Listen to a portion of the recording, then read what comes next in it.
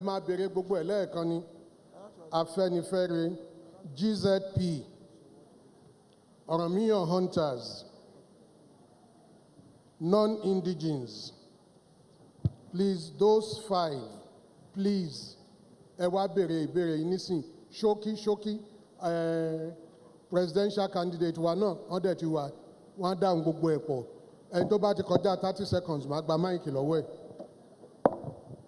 Okay, good afternoon, my Excellency.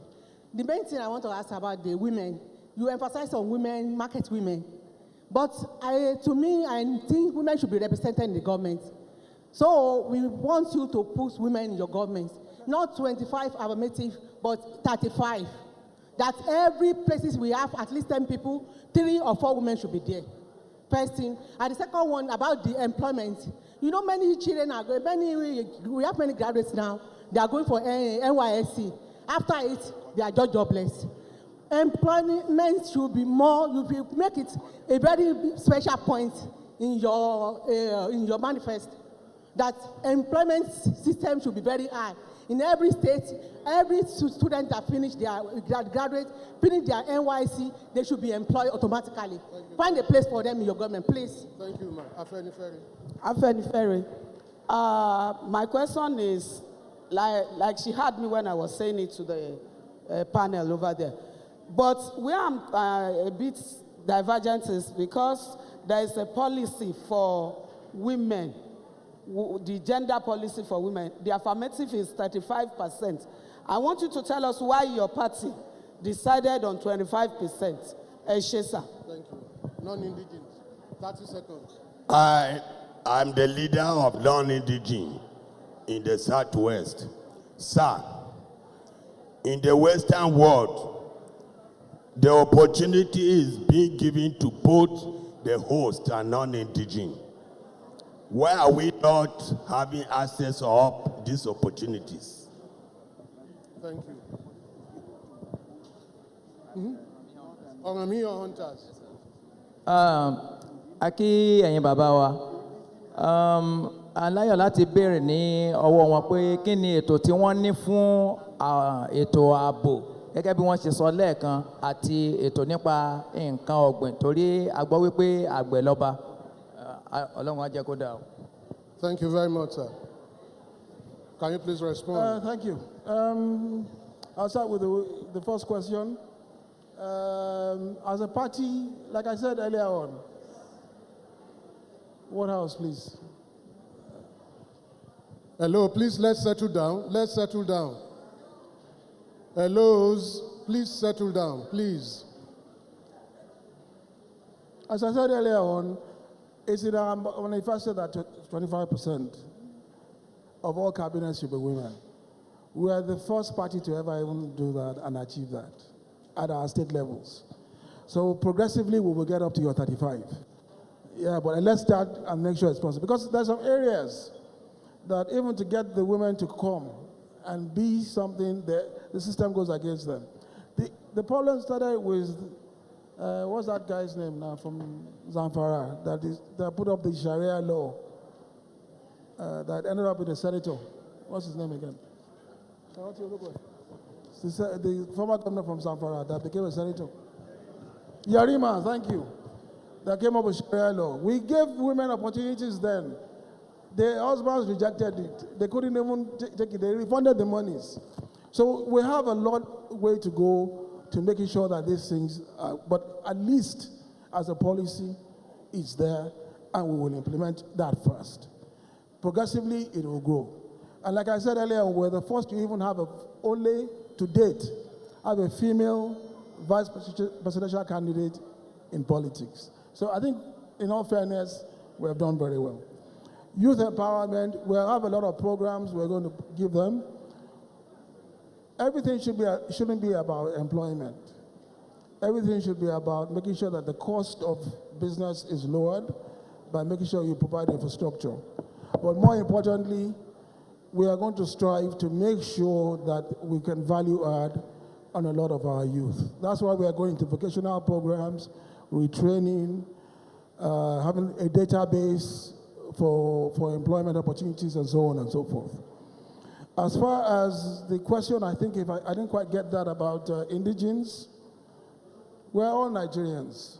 Wherever I lay my head and live is my state.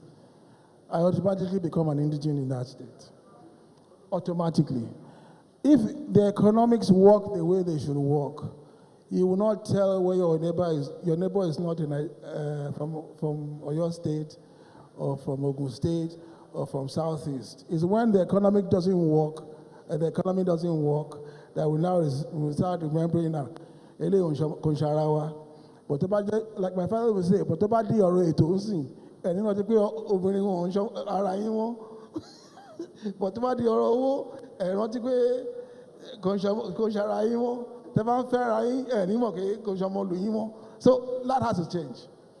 We're all Nigerians, and we have priority to give to where you grew up the most. There's so many people who live here from different areas that don't even have a home back from where they come from. And especially in the Southwest, a lot of us live in the North for generations that can't even track their way back. A lot of us live in Côte d'Ivoire.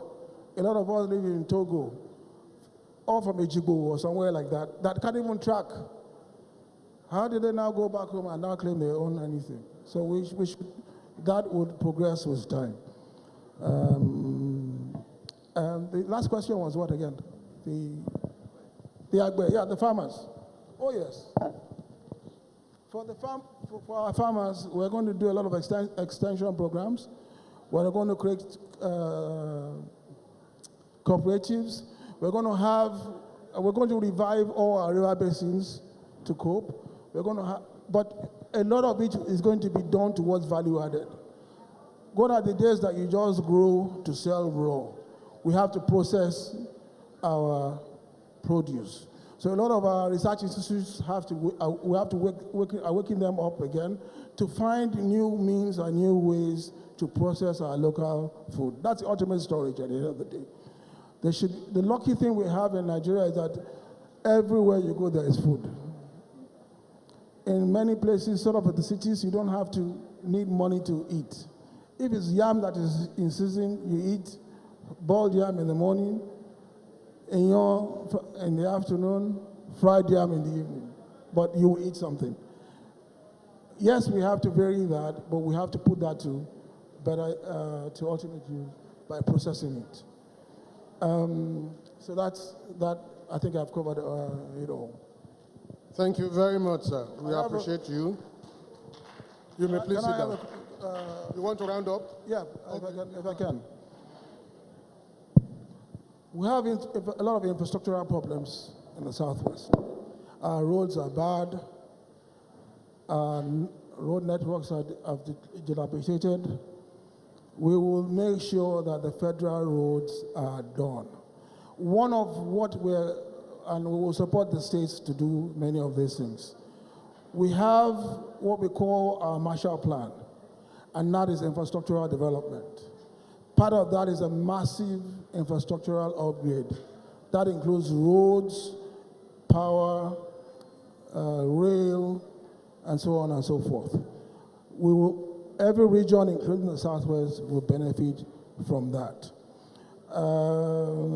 Poverty alleviation, I've said a lot about that already. The problems of corruption.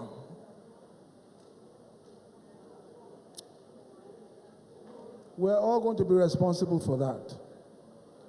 But one thing I can assure you is that a PRP government headed by myself, Lateef Kola Abiola, and architect Haro Zego, we will be held accountable. We will lead by example. We will put anybody who does otherwise, and we will throw the book at them. I can assure you that for sure.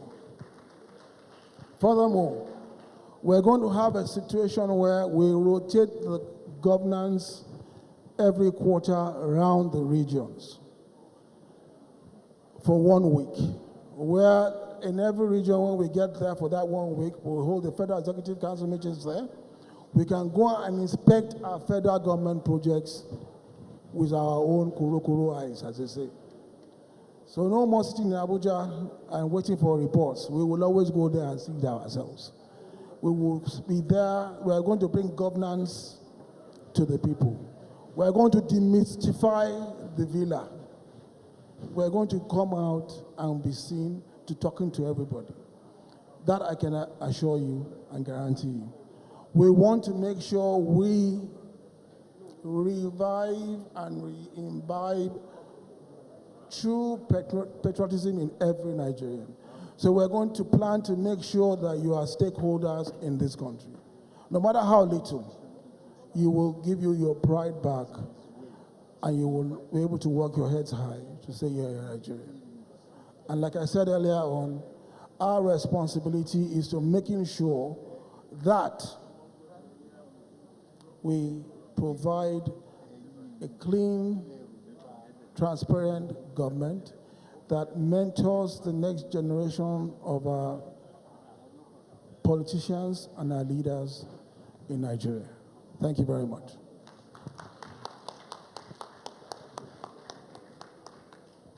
Thank you very much, sir. Adúpẹ́ lọ́wọ́ yín o. Gbogbo ẹ̀yin tí ẹ sì wà níjókòó náà, adúpẹ́ lọ́wọ́ yín. Nǹkan kan wà tí n fẹ́ fi dá wa lójú. Ètò yìí ò tí ì parí o. Ètò yìí ò tí ì parí o. Bí àwọn bá tiẹ̀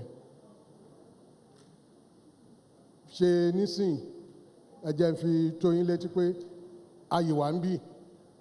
Gbogbo nǹkan tẹ́ bá tún fẹ́ béèrè, tẹ́ tún fẹ́ sọ, ẹ gbọ́. Adẹ́gbà lẹ́nu yín. Ọ̀túnba, kíní ìkan yín, ẹ̀yin ló kàn. Àbí? Ọ̀túnba ló kàn. Ọ̀rọ̀ tèmi, ẹ kú jókòó, ẹ̀yin ìyá wa, ẹ̀yin bàbá wa, ẹ kú àtàárọ̀. Ṣé mọ̀ pé tí èèyàn bá máa roka, a kọ́kọ́ gbómi sórí iná, a wá mú èlùbọ́ àbí gàrí, àárò, nígbà yẹn ló tó ṣe é jẹ. A fẹ́ dúpẹ́ lọ́wọ́ Alhaji Kọ́lá Abíọ́lá wípé wọ́n ti gbé omi yẹn kaná. Torí gbogbo ọ̀rọ̀ tó wà nílẹ̀ nílùú yìí kì í ṣejọ́ kan la lè sọ, kì í ṣe wákàtí kan la lè sọ. Ẹ máa ń láti Ìjẹ̀bú lèmi ti wá, ó ní a máa ń láti jókòó ká sọ. Ìyẹn ló ṣe ń pè wá ní ọmọ àfìdípọ̀tẹ̀. Ọ̀tẹ̀ ilẹ̀ Yorùbá, a máa ń láti jókòó ká bá lè parí ẹ̀ ni. Bá ṣe ń sọ̀rọ̀ yìí, àwọn kan tó ti ń dé láti Èkó. Alhaji Kọ́lá Abíọ́lá, wọ́n ní kí n jíṣẹ́ fún yín pé kò tètè dé, ò ní tètè lọ, ò tètè dé, ò ní tètè lọ, nítorí ẹ lè kọrin rẹ̀ pé ok, ẹ jẹ́ ká fi mọ bẹ́ẹ̀ yẹn náà. Bí a ṣe ṣètò wa, ẹni méjì ló yẹ kó wà lénìí.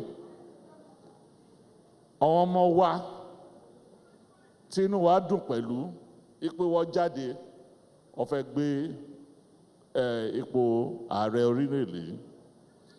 Ìkànnì wọn tẹ̀ ti wà nítòsí, Ọlọ́run ti wà ní Mọ̀lété báyìí. Wípé kí Alhaji Kọ́lá Abíọ́lá, omi tẹ́ gbé kaná, ẹ má ti gbé kúrò lórí iná, torí òun gbé èlùbọ́ bọ̀ ká bá lè ro ọkà yẹn. So gẹ́gẹ́ bí wọ́n ṣe sọ fún mi, ẹ máa ń láti jókòó díẹ̀ kí Sowore kó dé, kẹ wá fikùn lukùn, kẹ fọ̀rọ̀ jómi tó rọrọ̀, ká wá wo ibi tí ó máa já sí. Mo rí pé díẹ̀díẹ̀ náà àwọn èèyàn wa ti sọ pé látàárọ̀ wákàtí kọ̀ọ̀kan la máa fi ṣètò yìí. So nísìnyí, àwa ń bẹ̀ wá, à ń rọ̀ wá, torí àwọn oríṣiríṣi ẹgbẹ́ náà lọ́yìn wá ń bì báyìí tí wọ́n fẹ́ béèrè. Àwọn kan ti já wa léèkánná wípé ọ̀rọ̀ tálájì sọ àwọn fẹ́ bá sọ nǹkan mo níwẹ̀ díẹ̀ náà wà nítorí president ta nìyí kì í ṣe president tó kàn fẹ́ jókòó sábùjá president tó fẹ́ máa lọ ìletò sí ìletò láti máa béèrè nǹkan tó ń ṣe wọ́n so màá pe Emmanuel Ajiboso láti ẹgbẹ́ Yorùbá Kọ̀yà wọ́n lọ́n fẹ́ béèrè ìbéèrè kan lọ́dọ̀ yín àwọn ẹgbẹ́ tí ó dẹ̀ tún wà tí wọ́n ti dé tí wọ́n fẹ́ sọ orú ọ̀rọ̀ tí olúbèrè lóríṣiríṣi wọ́n wà níbí báyìí ní wákàtí yìí mo fẹ́ ká tún pàtẹ́wọ́ fún kan nú àwọn ọmọ wa tó tún ṣẹ̀ṣẹ̀ dé òun ti lọ ilé amòfin àgbà ó ti rí ìrísí wọn bẹ̀ ó wà lára àwọn tó padà wálé tó wá ń kọ́ wa lọ́gbọ́n pé púpọ̀ wà ní abẹ́ ìwé tí àwọn olóṣèlú fi ń jẹ̀kọ tí wọ́n ní fi hàn wá ẹ jọ̀ọ́ ẹ bá wa pàtẹ́wọ́ fún sẹ́nitọ́ Tòkunbọ̀ Ògúnbànjọ láti àwọn ọmọlúàbí ilẹ̀ Yorùbá nìyẹn Alhaji Dikin Ajiboso ẹ sáré wá béèrè ìbéèrè yín kàwá a fẹ́ ṣe gbogbo eléyìí ní másámásá torí àwọn ìyá ní ó bá pẹ́ jù kó bá pẹ́ jù so kó má pẹ́ jù ó yẹ sáré béèrè ìbéèrè. mo kí gbogbo ilé o ájú wa ṣe o Alhaji nínú ọ̀rọ̀ tẹ́ sọ síwájú mo tẹ̀ tún béèrè gan pé kí ni Yorùbá treason ẹnìkan dá mi lóhùn pé ṣẹ̀táwó lọ́wọ́ ṣẹ̀ ni ní ìrírí ta rí ní gbogbo àgbáyé a rí pé à ń pín àpín ó ní ire ó ní ibi nínú a ti rí àwọn orílẹ̀-èdè tí wọ́n pín tó wá ń dáa ṣùgbọ́n ńgbà táwa ibi tí àwa dúró kì í ṣe pé pínpín fún ìtúká tàbí ìbàjẹ́ ẹ jẹ́ ká wá wò ó ká ní pé bí north ṣe ń lọ ni north ń lọ bí west ṣe ń lọ ni west ń lọ bí east ṣe ń lọ ni east ń lọ ta ló ń jẹ́ Japan ta ló ń jẹ́ ta ló ń jẹ́ Russia a ní ọrọ̀ a ní ìmọ̀ ṣùgbọ́n size yẹn ti ó ti tóbi jù dandan ni pé kí dáàmù wá láti Kanji dandan ni pé kí control ọlọ́pàá kó wá láti ibì kan if we devolve into smaller regions kì í ṣe fún ìbàjẹ́ a rí i pé development tí ó máa wá láti ibì kọ̀ọ̀kan ó bà mí nínú jẹ́ nígbà kan nígbà tí gómìnà kan ní Cross Rivers tó ń fi Yorùbá ṣe ẹ̀yẹ́pà àgbé èbó ní Christmas party Yorùbá èbó gan tó ń wẹnu wá ní tá a bá ń ṣe èbó ibi tí wọ́n bá wà dẹnu bígbà tí wọ́n fà wá sẹ́yìn so n tá à ń béèrè fún kì í ṣe torí treason ṣùgbọ́n tí a bá ní ààyè mi ò lè sọ ti Ìgbò mi ò sọ ti Haúsá bẹ̀ tèmi ń sọ ti Yorùbá tá a bá ráàyè wọ́n sọ pé sky is the limit sky gan máa kéré sky will not be the limit ìdí tá a fi ń béèrè pé kí ààyè wà fún ẹ̀ka láti develop not necessarily káwa máa ní unitary system lọ kò pé wa ìdí tá a fi ń béèrè nìyẹn pé kí agbára lọ sí àwọn ẹ̀yà kéékèèké ká fi lè rí ààyè láti nà yẹ. Thank you, sir.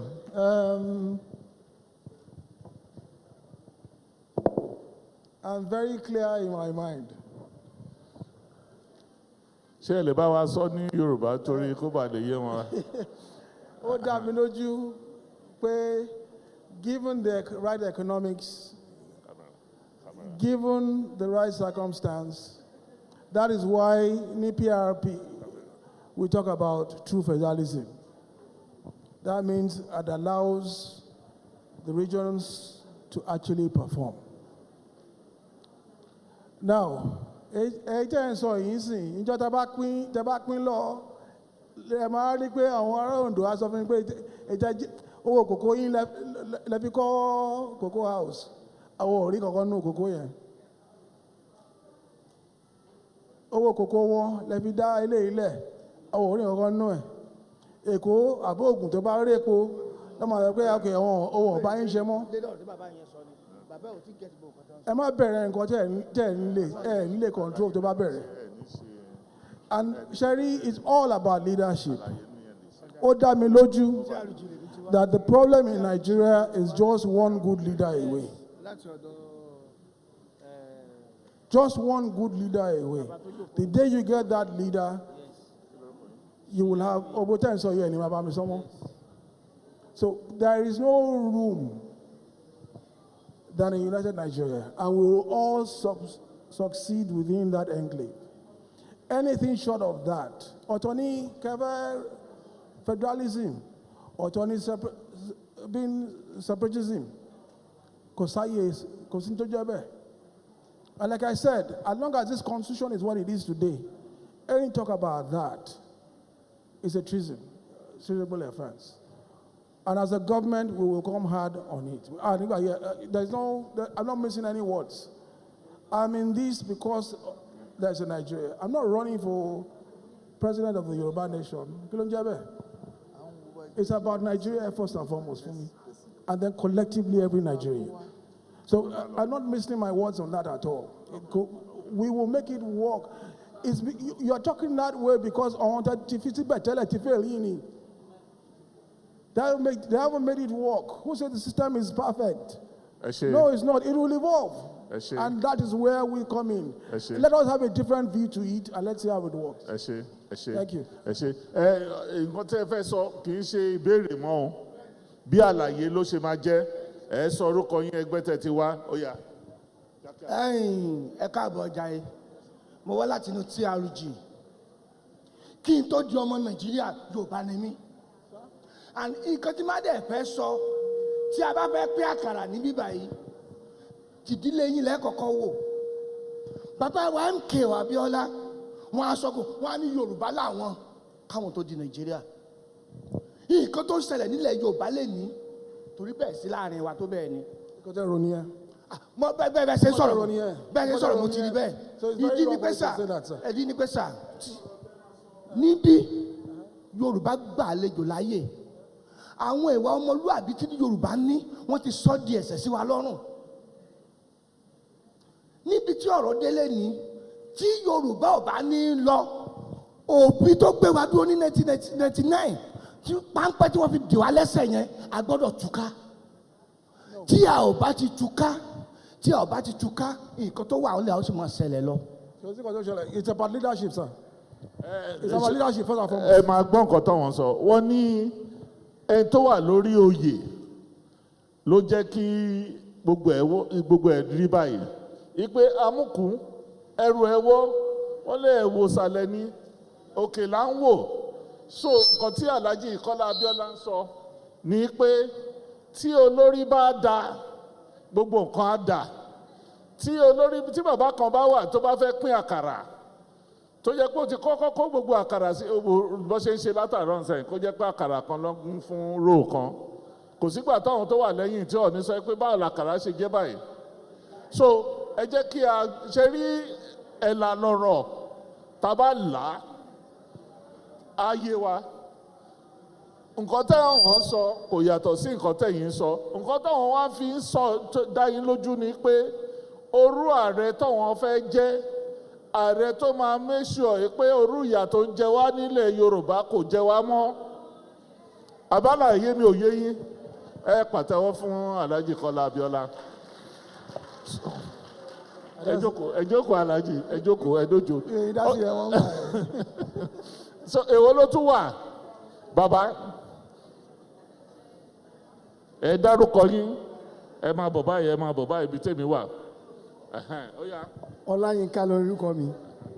Ìbéèrè tí mo ní pé bí ọ̀rọ̀ tí àwọn pàtó sìn pé òkè láwọn àwo ìsàlẹ̀ ó dàbí pé constitution Nàìjíríà tá a là ń lò ní constitution ní ìwé ìtọ́nisọ́nà tá a ń lò tológun la ṣì ń lò kí ni Alhaji máa ṣe láti jẹ́ pé wọ́n revisit nígbà Johnson Jonathan fẹ́ kúrò wọ́n gbé kíní kankan sí assembly ìtọ́ pé gbogbo iná lè dá sí gbogbo kíní yẹn wọ́n mọ̀ pé àwọn tó wà lágbára lọ́hùn wọ́n gbé sábẹ́ bílò ọ̀nà tá a bá dẹ̀ constitution Nàìjíríà kó dúró gé house tẹ́ bá lẹ ṣe é sìn tẹ́ bá la gbé ilẹ̀ Yorùbá láti gbéra pé ààrẹ wa dictatorship ọ̀nà wo lẹ fẹ́ gbà.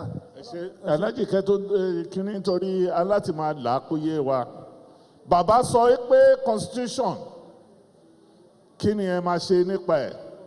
Bàbá sọ ní pé nígbà tí Jonathan wà ń bẹ̀ tó rí i pé constitution yìí bó ṣe ń ṣe yìí kò lè lọ, ó set up committee tó máa wo constitution. Bàbá ní ìwé yẹn wọ́n lọ gbé sí abẹ́ tébù.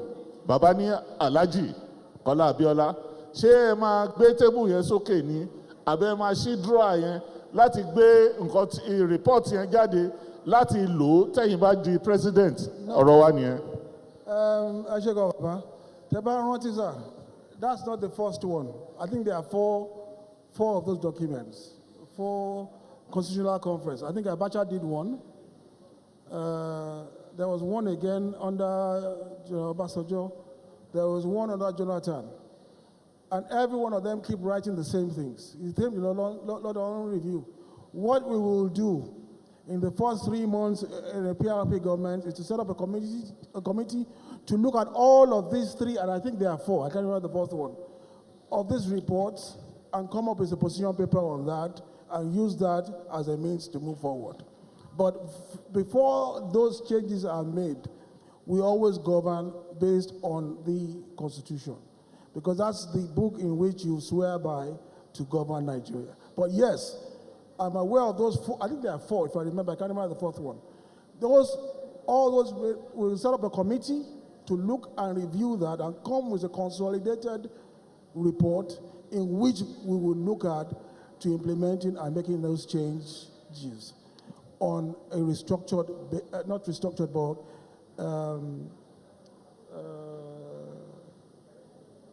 through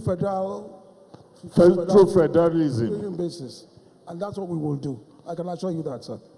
Okay, ẹ ṣé gan. Alhaji ti dáhùn, ẹ ti gbọ́. Táwọn bá débẹ̀, àpótí tó kó gbogbo kìíní ẹ̀ sí, àwọn máa kọ́ àwọn èèyàn tó máa jókòó, tó máa fine tune ẹ̀. Ọlọ́run á jẹ́ kó ṣe é ṣe fún yín. Inshallah. Farmers, àwọn àgbẹ̀, àwọn yẹn ẹ máa ṣe ní ṣókíṣókí ni nítorí wọ́n ń lọ sẹ́kọ̀ọ́. Mo kí Alhaji wa. Ìbéèrè mi ṣókí náà ni. Mo ṣojú àwọn àgbẹ̀. Kí ni ìgbésẹ̀ tẹ́ ẹ fẹ́ gbé fún àwọn àgbẹ̀ tí ẹ bá dé ààyè náà? Torí pé ìyà ń jẹ ọ̀pọ̀lọpọ̀ àwọn àgbẹ̀ lóko. Gbogbo bàbá dẹ̀ ti jókòó tójú wa gún régé ńgbà tí àmàlà tàbí iyán tàbí ọkà tó dé inú ẹkùn kọ̀ọ̀kan wa ńlá lè fi jókòó yìí o. Ẹ dákun, ìgbésẹ̀ wo lẹ fẹ́ gbé àtìrànlọ́wọ́ lẹ fẹ́ gbé fáwọn àgbẹ̀? Okay, I should go, sir. Moti Manuko earlier about Matu, so one of other things. One of the things. We're going to set up extension services and our local cooperatives. But more, Papa Julo, we're going to set up a commodities exchange where true value of products and raw materials would be implemented. I don't know how I'm going to explain the commodities exchange, but if you check it, and aggregate what we're producing to get value and trade. So you will get true value, but more importantly, we want to have, like in the river basins, for example, small outgrowers farms and have a processor that adds value. So you will make more per ton and more, not just in your yields, but also in price. Ẹ ṣé Alhaji. I don't know. Bí Alhaji ṣe sọ, wọ́n ní iṣẹ́ tí àwọn fẹ́ ṣe bí ọ̀nà mẹ́rin márùn-ún ẹbí máa di ara wà sí ní ọ̀sán ìní tó bá ti sọ òyìnbó màá sọ Yorùbá tó bá sọ Yorùbá màá sọ òyìnbó so ẹ jọ̀ọ́ ẹ gbà wá láyè fún yẹn. Wọ́n ní àgbẹ̀ nǹkan tó máa fi ṣe oko ìyẹn equipment ó máa wà ní ìrọ̀wọ́ tó àwọn àgbẹ̀. Wọ́n ní nǹkan tó le jù ni pé kágbẹ̀ tajà kórèrè ọjà tó tà wípé bí wọ́n ṣe ń ṣe nígbà owó lọ́wọ́ marketing board farmers kìíní wípé wọ́n á ra commodities exchange wọ́n á ra àwọn ọjà yẹn lọ́wọ́ àwọn àgbẹ̀ wọ́n á fún àgbẹ̀ lówó tí ó ṣe pé àgbẹ̀ máa dúró kí kọ́ta gàrí kó tó ṣe. Then wọ́n ní èyí tó tó ájù ni pé nígbà tí western region northern region, eastern region tó máa bẹ̀rẹ̀ wọ́n set up cooperative pé àwọn máa rí dájú pé cooperative farmers cooperative ó máa wà fún àwọn farmers kí wọ́n bá lè rówó láti fi ṣe ètò nǹkan tó fẹ́ ṣe àbí bẹ́ẹ̀ kọ́ lẹ́sọ. Yes, that's it, yes.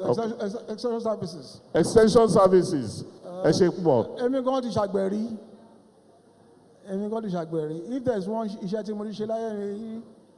Níbo lẹ ti gbé ṣàgbẹ̀ That I Alájì? get good satisfaction is farming. Farming. At the height of it, I used to cultivate 3,000 hectares of farmland. So nǹkan tẹ́ ẹ̀ sọ yé mi dáadáa. Kò sí equipment kan tẹ́ mi gan lè wà fúnra mi mo ṣe dúró yìí. I had in Taraba and in Lafiagi, Kwara. I cultivated 3,000 hectares of maize at the height of it. Kí àwọn Abacha àti politics tó dá gbogbo ẹ̀rù. So I understand it very, very, very well. Into mo ti ṣe rí ni. So I understand the needs and the need for the extension services, the value added, and the mopping up of crops on harvest. Very, very well. Ẹ ṣe pọ̀. Ó kú àwọn méjì, bàbá àti èwo ní ká mú, ṣé ọmọdé ní ká mú àbágbàlagbà? Ká mú ọmọdé, ok, ẹ̀yin la máa mú. Tí bàbá bá ti sọ̀rọ̀ tán, ẹ̀yin náà lè máa bọ́ síbẹ̀. Láti wá fi ṣe ìparí àwọn á sọ̀rọ̀. Orúkọ tèmi ni Alhaji Rahman Ajibola. Salaam alaikum. Wọ́n sojú wa alaikum salam tó lámúlá ẹ̀kọ́. Wọ́n sojú fún NAPTAN, Ọ̀yọ́ State. Now, in 1985, a rí i pé nígbà tí ìjọba kan tó gbàjọba, àwọn èèyàn bẹ̀rẹ̀ sí ní yó fáyọ̀, wọ́n hó fáyọ̀, inú wọn dẹ̀ ń dùn. Fún bí àwọn commodities bó ṣe lọ sílẹ̀ tí nǹkan sì lọ ní rọwọ́rọsẹ̀. Ṣùgbọ́n this time around, ó dà ní pé ẹni tí ń bẹ́ẹ̀ náà ló tó wà ń bẹ́ẹ̀ nísìnyí. Ẹ wá wo bí nǹkan ṣe wá rí sìn. Níjọ́ ní nǹkan bíi about 8 to 10 years ago now, rice tá à ń rà, àpò rice 8,000, 8,500, 8,200, now over 40,000 naira. Ntí àwọn èèyàn sì ń jẹ́ jù ní ìsinyìí rice náà ni. Ọ̀nà wo la fẹ́ gbà inú ìjọba tí yín fẹ́ lò pẹ̀lú pé bí wọ́n ṣe ti ọ̀nà tí gbogbo nǹkan fi ń wọ́n yẹn tí gbogbo rẹ̀ ó fi lajú tí gbogbo rẹ̀ ó tún fi wálẹ̀ tọ́nà ó fi ṣe ẹ wo sìmẹ́ǹtì ẹ wo iye tó dà lónìí ara nǹkan tó ń dà. Ok, ṣe rí ọ̀rọ̀ yẹn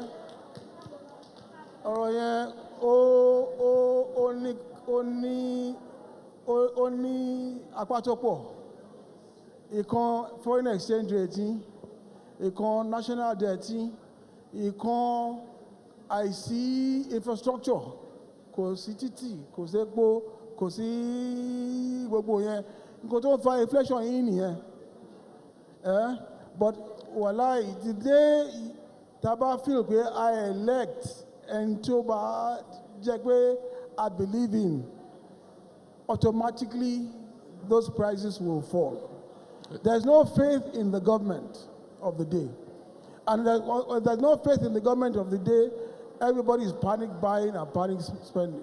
The minute you elect what you think is your own, it will change overnight. I can assure you that. The minute you have faith in your leadership and you feel you elected your leadership, it will change. And that I can assure you. Okay. Ẹ kú jókòó. Ìbéèrè mi ni pé ní àkọ́kọ́ ọ̀pọ̀lọpọ̀ wọn ní Introtech kí ní tán kọ́ àwọn ọmọ kì í ṣe gbogbo wa ní a máa fìwé jẹun but gbogbo ọ̀pọ̀lọpọ̀ school àwọn Introtech kí ní tán lò kò ṣiṣẹ́ mọ́ ó ti dẹnu kọlẹ̀ tó ṣe pé at the end of the day ó ní ara ọ̀rọ̀ tẹ́ sọ lẹ́ẹ̀kan tó ṣe pé nígbà táwọn ọmọ bá lọ kọ́ sẹ́ńtà kò sí instrument bó ṣe tó àti bó ṣe yẹ ń ta but ìjọba ló lè provide nǹkan yìí tí ó dẹ̀ sí mọ́ ìyẹn ní ẹlẹ́ẹ̀kejì rẹ̀ ni pé àwọn iléèwé gíga ń sìn dákúrekú wọn daṣẹ́lẹ̀ lónìí daṣẹ́lẹ̀ lọ́la táwọn ọmọ jókòó sílé ẹjọ́ kílẹ̀ bá a sì sá. Sorry, Alhaji ti sọ púpọ̀ nú ọ̀rọ̀ yìí. Wọ́n ti sọ ẹ má jẹ́ ká tún máa padà sí kíní. Wọ́n ti sọ ọ̀rọ̀ yìí kí a bá lè má fi kíní. Tí ẹ bá dẹ̀ tún fẹ́ kó yé wa bẹ́tà tá a bá parí ètò yìí àwọn èèyàn tó tẹ̀lé Alhaji wọ́n wà round tó máa ṣe àlàyé ẹ̀ ní kúnákúná ṣùgbọ́n ní mọ́sámọ́sá wọ́n ní communique ti ready alájì ẹ lè jókòó sà kábà lè ka communique tí communique bá ti ra communique yẹn ni pé àròpọ̀ àti kókó gbogbo ọ̀rọ̀ tá a sọ níbí báyìí kó má díwájú dẹjọ́ kódà nǹkan tó sọ níbí báyìí ní nǹkan tó sọ ni a ṣe ní kí àwọn tó fẹ́ ṣe communique kó ṣe communique yẹn ní kíákíá kó má ju 4-5 minutes presentation kí a bá lè máa lọ torí àwọn ìyá tó ti kúrò nílé látàárọ̀ tó ti fi sọ wọ́n lẹ̀ wọ́n ti pè wọ́n pé alert ti ń dún àwọn èèyàn ti tajà àbí máa parọ́ látàárọ̀ ọlọ́run ṣé èyí tẹ́ wá ṣe mí báyìí ọlọ́run á fún èrè ẹ̀ rí tẹ́ bá máa délé lágbára ọlọ́run ní rìnrìn ìranù ní rìnrìn òfo nǹkan tí a wá ṣe lénìí nítorí ọ̀la àwọn ọmọ yín ni lágbára ọlọ́run àdúrà yín á gbà tẹ́ bá dẹ̀ ti ń délé ẹ sọ fáwọn arádùúgbò yín pé owó tẹ̀ ń gbà yìí owó ẹ̀sìn ni ẹ ṣe púpọ̀ communicate.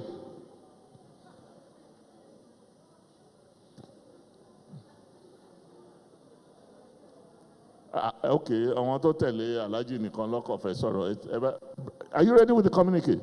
Please go ahead. Chairman. Ṣé òyìnbó lẹ máa fi sọ àbí Yorùbá? Ẹ gbé microphone sẹ́nu kọ́ àwọn èèyàn wá gbọ́.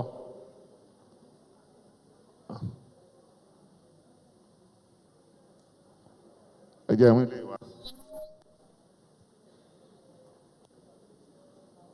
Kí gbogbo ilé o, àkú ìjókòó látàárọ̀.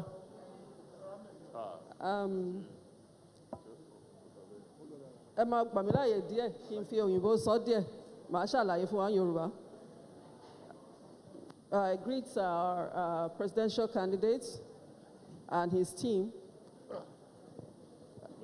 And this is the communique issued at the end of the presidential parley with candidates for 2023 presidential election organized by Southwest Development Stakeholders Forum, held on Tuesday, 17th January 2023.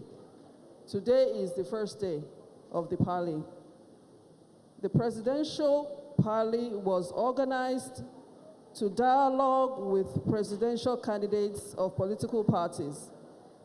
In the forthcoming 2023 election, the parley had in attendance Director General Dawn Commission, Mr. Sheye Oyeleye, Otumba Deji Oshibogun, representative of Ondo State Governor, Mr. Chibayo Adeyeye, then delegates from various groups to listen and dialogue with the presidential candidates of the People's Redemption Party, Alhaji Kola Abiola, and his programs and intentions of if given the mandate.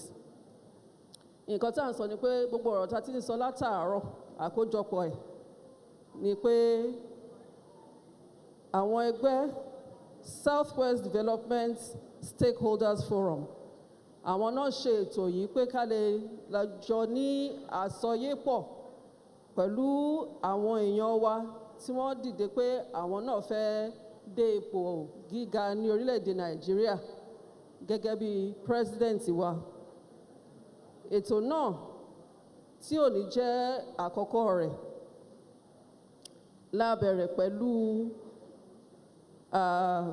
presidential candidates àwọn arákùnrin wa tí wọ́n sọ pé àwọn fẹ́ jẹ́ president láti inú ẹgbẹ́ People's Redemption Party, Alhaji Kola Abiola.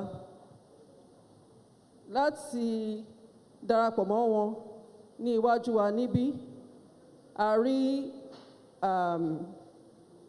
Director General Dawn Commission, Mr. Sheye Oyeleye, Otumba Deji Oshibogun, then ẹni tó wá ṣojú Governor Ondo State, ni Dr. Jibayo Adeyeye.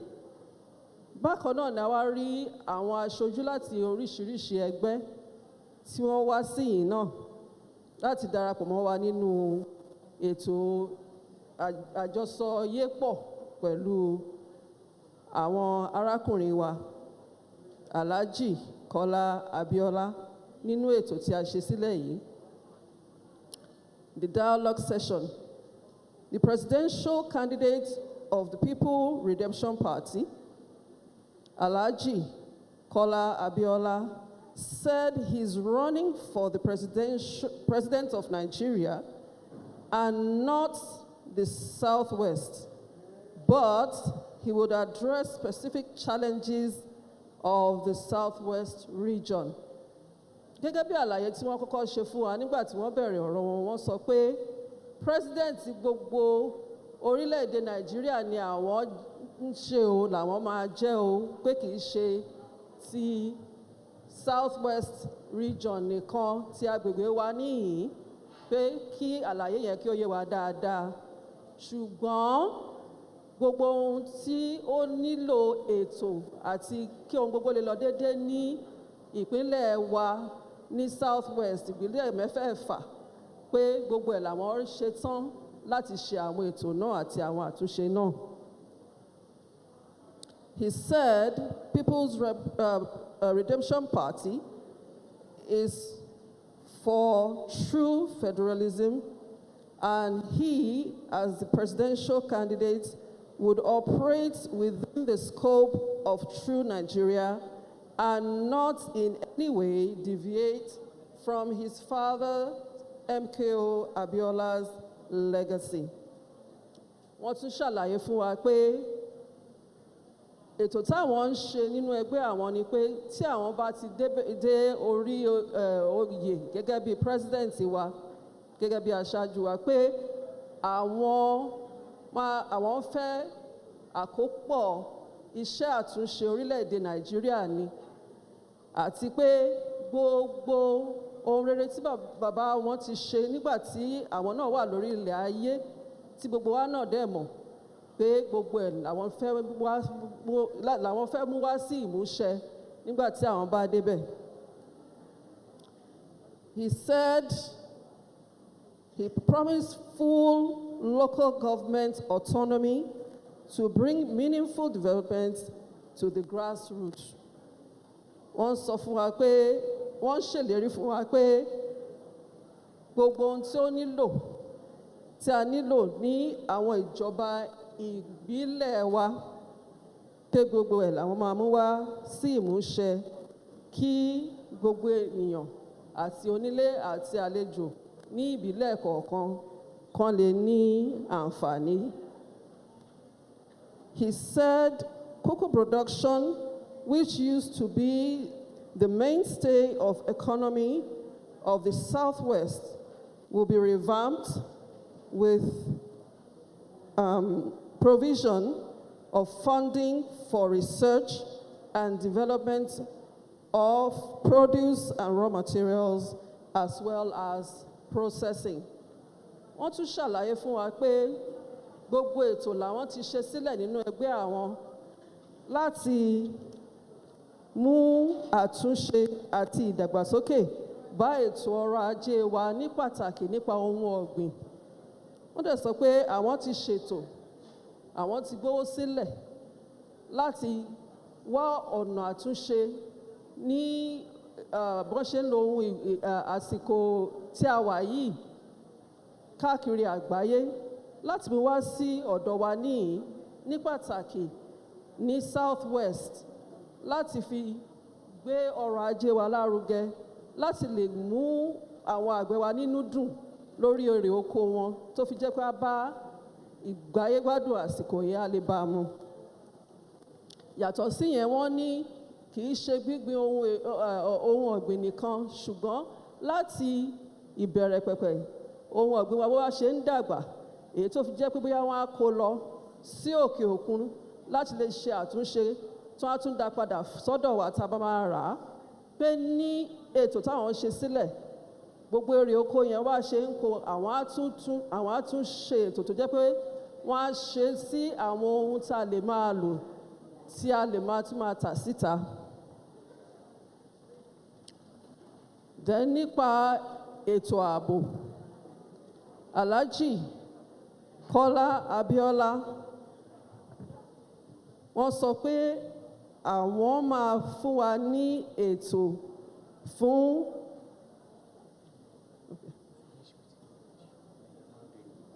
okay, all right, okay. Oh, all right.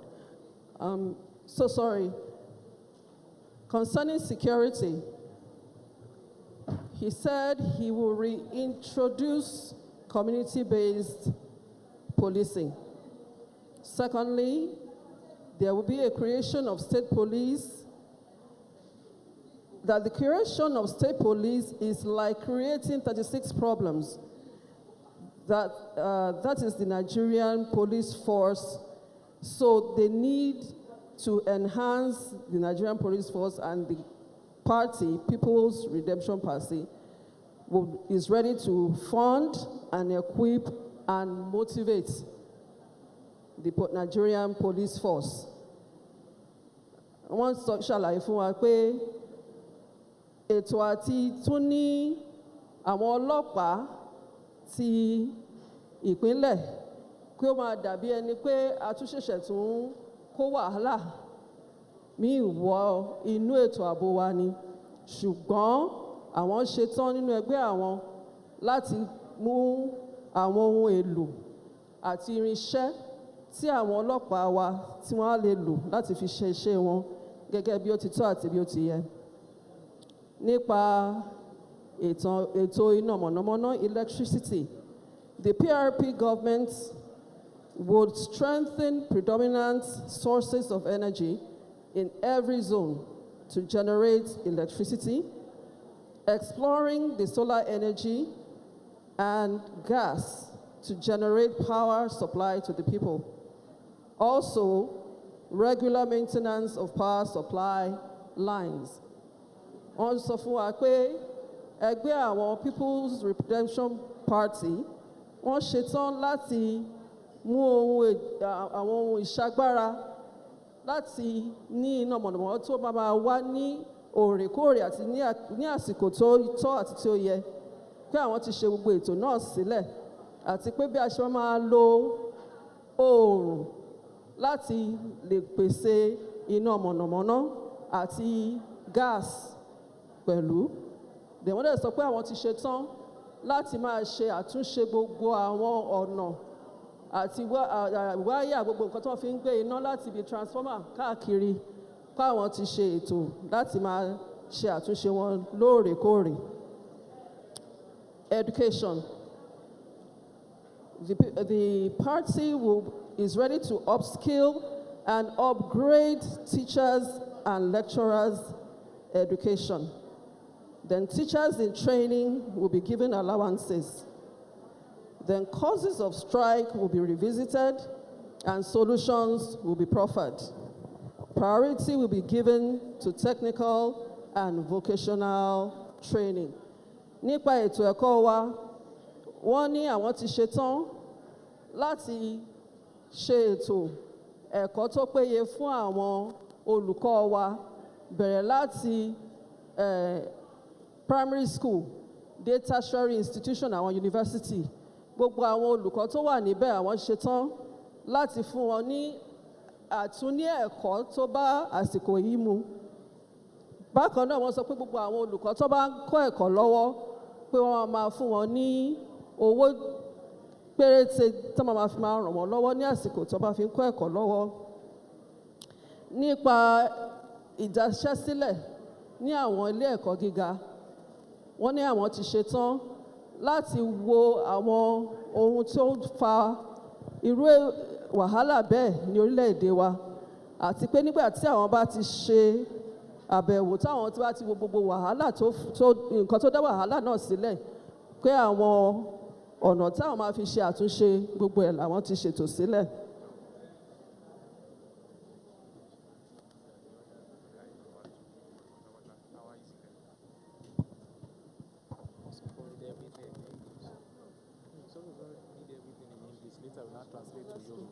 Okay. Women empowerment, provision of grants and loans to women through subsidies and taxes and indiscriminate levies will be streamlined into one.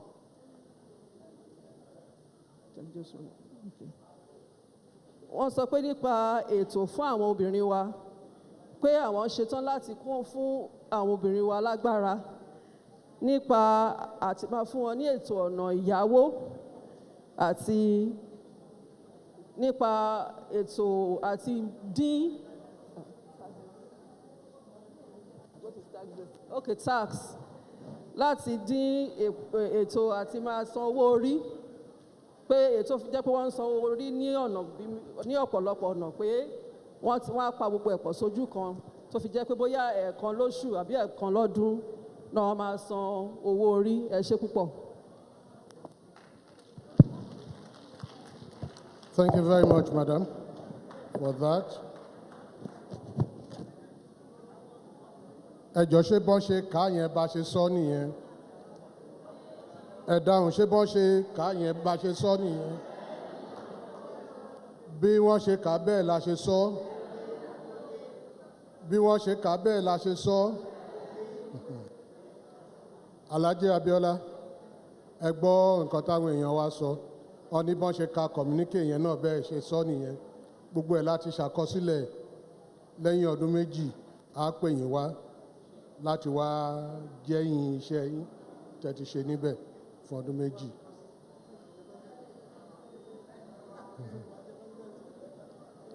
Ọlọ́run á fún wa ṣe, Ọlọ́run á gbà fún wa. Ó dàbí ẹ pé ẹ fẹ́ sọ nǹkan kan ní sà.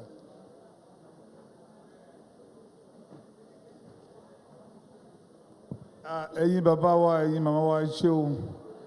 A dúpẹ́ fún àsìkò tẹ́ fún wa. Ọlọ́run á fún wa ṣe. Wọ́n ní ẹni ìkúká dẹrù ẹnu. Wọ́n ní ọmọ ẹni kì í ṣèdí bẹ̀bẹ̀rẹ̀ ká fi ilẹ̀kẹ̀ sí di ọmọ ẹlòmíràn. Olúwa á fún wa ṣe. Gbogbo ohun tí ààrẹ Kọ́lá sọ bẹ́ẹ̀ ló ṣe rí. Ó jẹ́ ẹni tí Ọlọ́run fún ní ọgbọ́n. Ó dẹ̀ jẹ́ ìjọba rẹ̀ ìjọba mẹ̀kúnnù ni torí pé Ọlọ́run fún ní ìrẹ̀lẹ̀. Ẹ lè rí kó máa fọ́nù káàkiri tàbí kó wọ bọ́lọ̀ ń ṣe dá nìyẹn. Àdẹ ń sọ pé àwa tá a jẹ́ ọ̀rẹ́ láti bí ogójì ọdún sísìn à ń sọ fún yín pé gbogbo tó sọ níbí bẹ́ẹ̀ ló ṣe rí.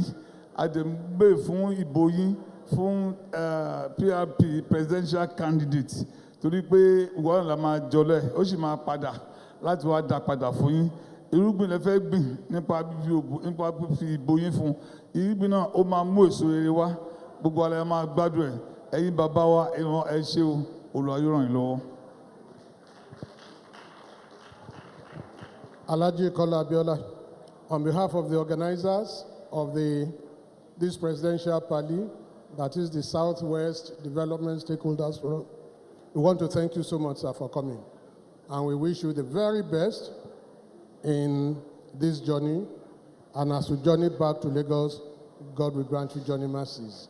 As you journey around the whole of Nigeria, God will continue to be with you. And in all your endeavors, God will crown your efforts with success.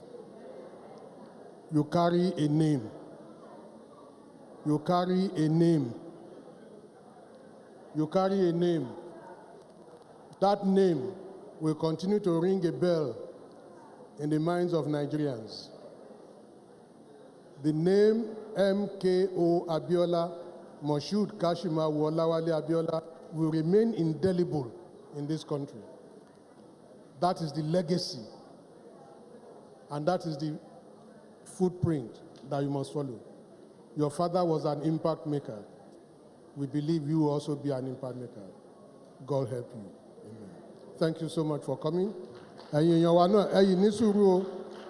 Idán ń bọ̀, idán ń lọ, ẹ ní sùúrù.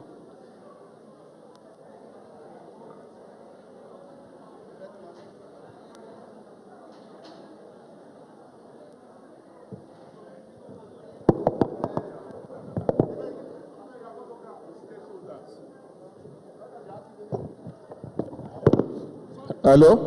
Stakeholders, please, Emma Boewa, Kaya, photograph quickly. Oh yeah, Emma Bo. I want to the bad Alaji Kola Abiola wa pè yín immediately, so I know lè bá wọn ya photograph. But right now, stakeholders, ẹ bọ́ sórí stage. Stakeholders, please go. Ẹ̀yin ní sùúrù.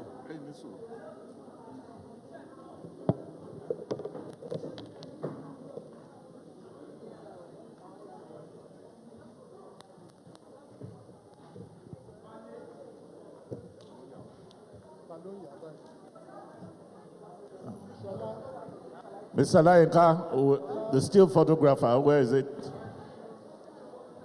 Who's taking? Please say Mabo, madam.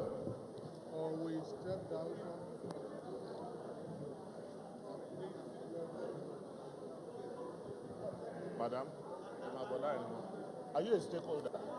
Ejoko, I'm not paying. Kò tí kàn yín. A sì máa pè yín. Ẹ bọ́ sáà ni wọ́n bẹ̀. Kò tí kàn wọ́n. Màmá mi, ẹ máa bọ̀ báyìí.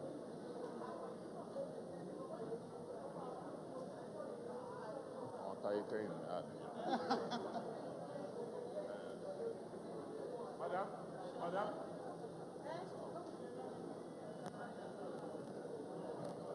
Ẹ ní sùúrù bẹ́yàn.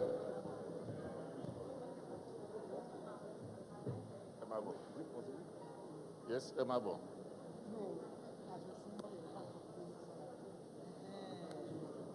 Okay, that's true. No, I will spend no much. Oh, yeah, Emabo. No better get it thrown by. I want that down. Senator Sulajo. Oh, yeah.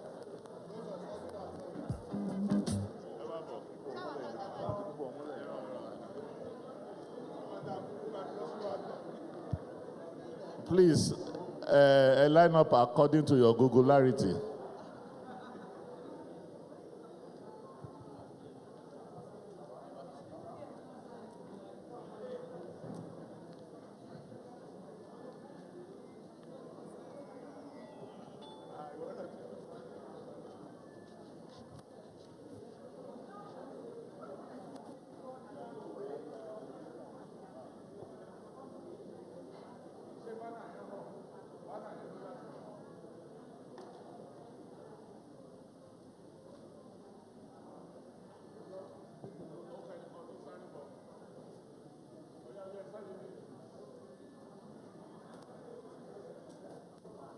Pastor bá ẹja àkàrà ẹ bọ́ síbí báyìí ẹ má bọ̀ àkàrà tẹ̀ ń jẹ kò lè hàn ní photograph ẹ má bọ̀ Secretary Adébùsúyì ó ti wà ń bí báyìí ok àwọn tẹ̀ ń wò yìí àwọn ló ń fi owó wọn ló ń kójọ láti tún ilẹ̀ Yorùbá ṣe àwọn ló wà lẹ́yìn ètò yìí. Lẹ́yìn eléyìí Sowore máa wá Àtíkù ń bọ̀ Thursday Kwakwanso ń bọ̀ lọ́sẹ̀ tó ń bọ̀ àwọn tó kù lágbára Ọlọ́run á fiyèsí wọn lọ́kàn láti wá dá ilẹ̀ Yorùbá lóhùn àárọ̀ ló ń ṣọ̀sán ọ̀sán ló ń dalẹ́ nǹkan tí olúkálùkù bá ṣe ń sẹ̀yìn òun náà la máa rí lọ́jọ́ alẹ́ ẹni tí ilẹ̀ Yorùbá bá pè tí ò dá lóhùn ó jẹ̀bi ilẹ̀ Yorùbá bí kò jẹ̀bi ilẹ̀ Yorùbá. Ó jẹ̀bi ilẹ̀ Yorùbá bí kò jẹ̀bi ilẹ̀ iná kò bá àjọ ọmọdé ló pè yín ẹ dá wọn lóhùn tó bá jẹ́ obìnrin ló ẹ pè wọ́n ẹ dá wọn lóhùn bó jẹ́ ọkùnrin ni ẹ dá wọn lóhùn kò bá àjẹ́ arúgbó ìlú ẹ dá wọn lóhùn torí àti lọ síwájú ilẹ̀ Yorùbá òun là ń fẹ́ àti ìlọsíwájú Nàìjíríà ó máa bẹ̀rẹ̀ láti ìlọsíwájú Yorùbá lágbára Ọlọ́run ẹ ṣé.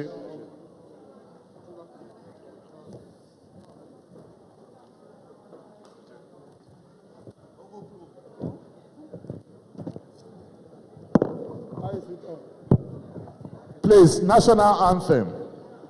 National anthem.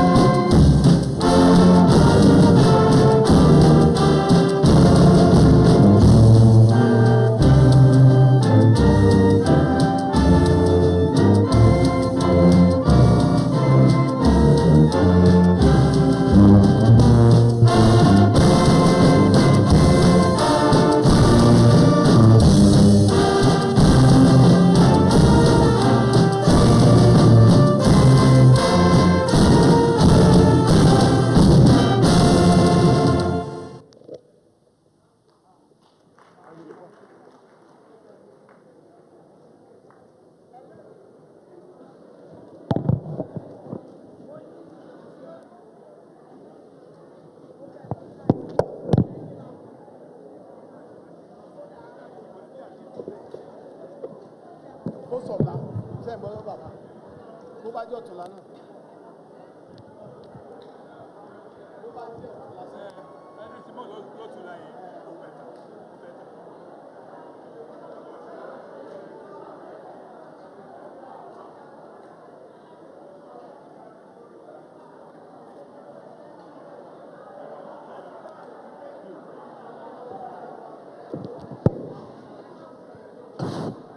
ẹ jọ̀ọ́ a fẹ́ fi tó yín létí pé ètò yìí ò tí ì parí o àwọn tó bá Alhaji Kọ́lá Abíọ́lá tó bá wọn wá àwọn ló fẹ́ sìn wọ́n jáde àwọn tó kù ẹ̀yin tó kù tá a pè tó jẹ́ pé ìpè wa lẹ wá jẹ́ ẹ jọ̀ọ́ ẹ jókòó síbi tí ẹ bá wà àkàrà tó bá wà ayé máa sàvẹ̀ omi náà ẹ máa mú lórí àkàrà àkàrà ti tán àtúbẹ̀rẹ̀ sí dì mí a máa bẹ̀rẹ̀ sí dì mí ẹ má wọrí ẹ ṣe pọ̀ ẹ ṣe ok ẹ jẹ́ ká mú jókòó candidate wa ti mí ti dé o ó yá ẹ jókòó ẹ jókòó ẹ jókòó ọmọ wálé Sowore ọmọ ti wálé o ẹ bá wa pàtẹ́wọ́ fún ọmọ tó wálé o ẹ bá wa pàtẹ́wọ́ fún o ọmọ yẹlé ọmọ wálé Sowore ọmọ tó yẹlé ni o kọ́ máa bọ̀ báyìí.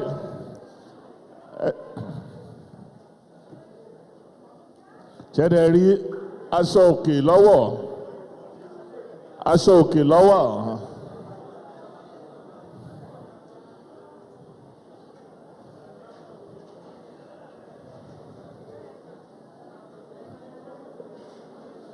MC, over to you.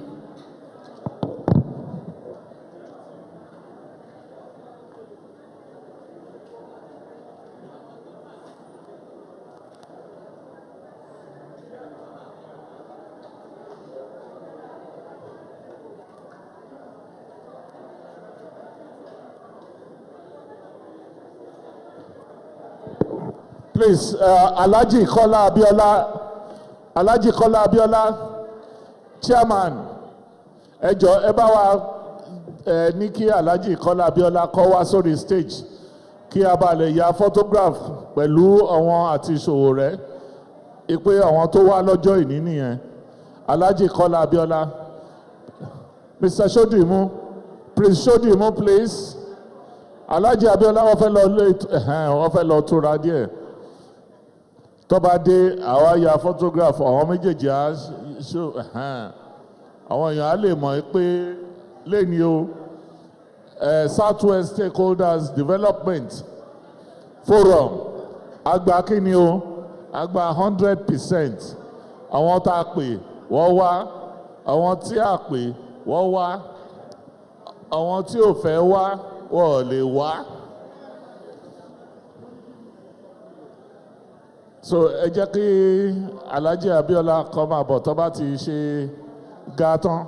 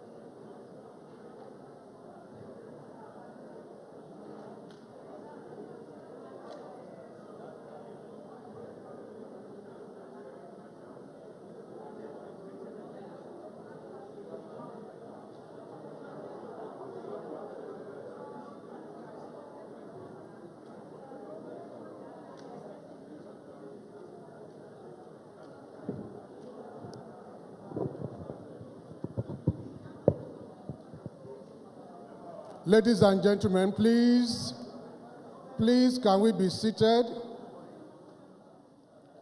And for those at the back, we expect you here now. Please, let's be seated.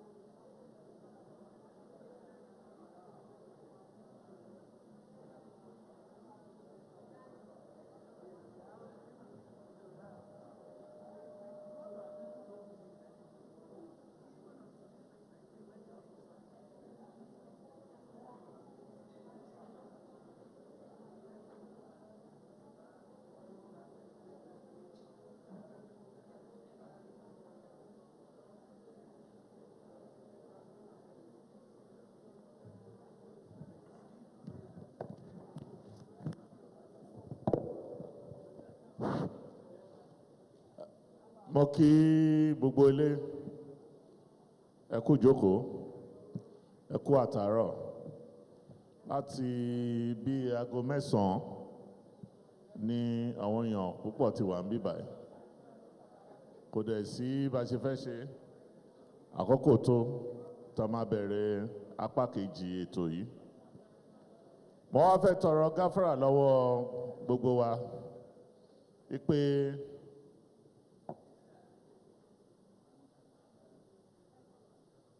àwòrán tá fẹ́ yà tẹ́lẹ̀ a lè yà, ó dẹ̀ nídìí bóyá bí ètò yìí ṣe ń lọ àmọ́ díẹ̀ nù ìdí ẹ̀ torí tó bá ti di ọ̀rọ̀ olóṣèlú ó máa ń ní kókó tá a bá dẹ̀ tú a lè nà tá a bá nà kò lè kẹsẹ̀ járe so a fẹ́ bẹ̀rẹ̀ round 2 pẹ̀lú Ọmọyẹlé tí àwọn olólùfẹ́ ń pè ní Ọmọwálé torí tẹ bá rántí ó dà ìpọ́ ti wà ń lo òyìnbó fúngbà díẹ̀ Mr. Sowore mo ní ìlú wo lẹ wà lókè ọya ń gbà yẹn New York so ńgbà tó ń bọ̀ tí alálẹ̀ ilẹ̀ Yorùbá tó pè wọ́n ní àwọn àgbààgbà ilẹ̀ Yorùbá fi sọ wọ́n ní Ọmọwálé Ọmọyẹlé Sowore bá pàtẹ́wọ́ fún wọn. Thank you so much, Otunba Deji Oshibogun. We shall now begin this program formally with the national anthem. Can we take the national anthem, please? Let's stand.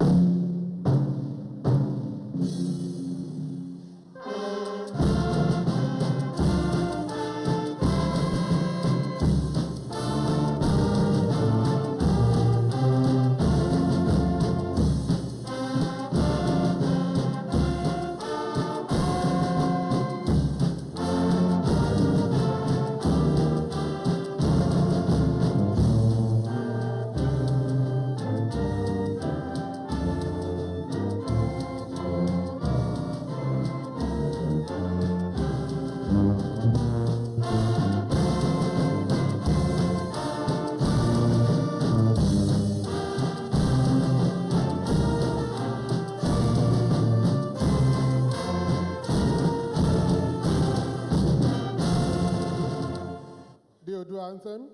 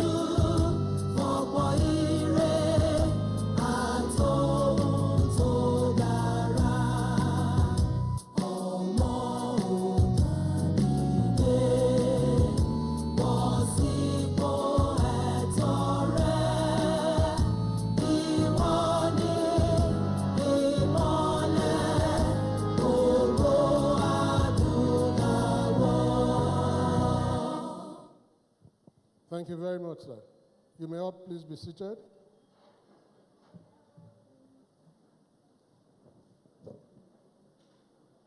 We welcome, do I refer to you as comrade or Mr. Omoyele Sowore to this program. This is the second leg in this program for today. We believe you have a good and interesting time with us this afternoon. This program is specifically designed to take one or two words from you so that we can hold you by your word after 2 years in office, so that you can come and give us an account of your stewardship. The Yoruba nation is our focus. What do you have in store for the Yoruba nation? Although you'll be the president of Nigeria, but what do you have in store for the Yoruba nation? How do we want to be rated by the Yoruba nation? What legacy do you want to leave behind for the Yoruba nation? That is why you are here essentially. Although you still expand on some of your things that you want to do for this environment. We shall dispense with a number of things, having done the prayers before, and now we'll now go into some other issues. I want to recognize the presence of Comrade Kayode Babayomi, who is the state chairman of African Action Congress, AAC. You are most welcome, sir.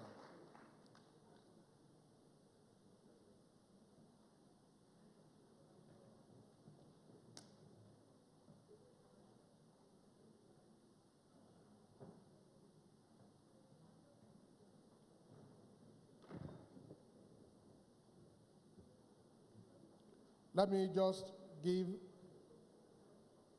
you an idea of what the program will look like. After the opening formalities, there is a panel that will ask questions. Thereafter, we'll go to the audience to ask questions, then we'll round up with your closing remarks. There will be an opening address. There will be one or two others by the chairman of the occasion. You will still now come on board with your opening remarks that will set the tone for the program today. And then we'll go into the other issues. But basically, don't say let me warn you. Let me alert you that the language of presentation will be 70% Yoruba and 30% English. Èmi náà mo máa yí ohun padà sí nǹkan bá lè mọ̀ pé gbogbo nǹkan tá à ń sọ èdè Yorùbá ló máa pọ̀ jù ńbẹ̀ ní gbogbo nǹkan tá a fẹ́ ṣe nísìnyí.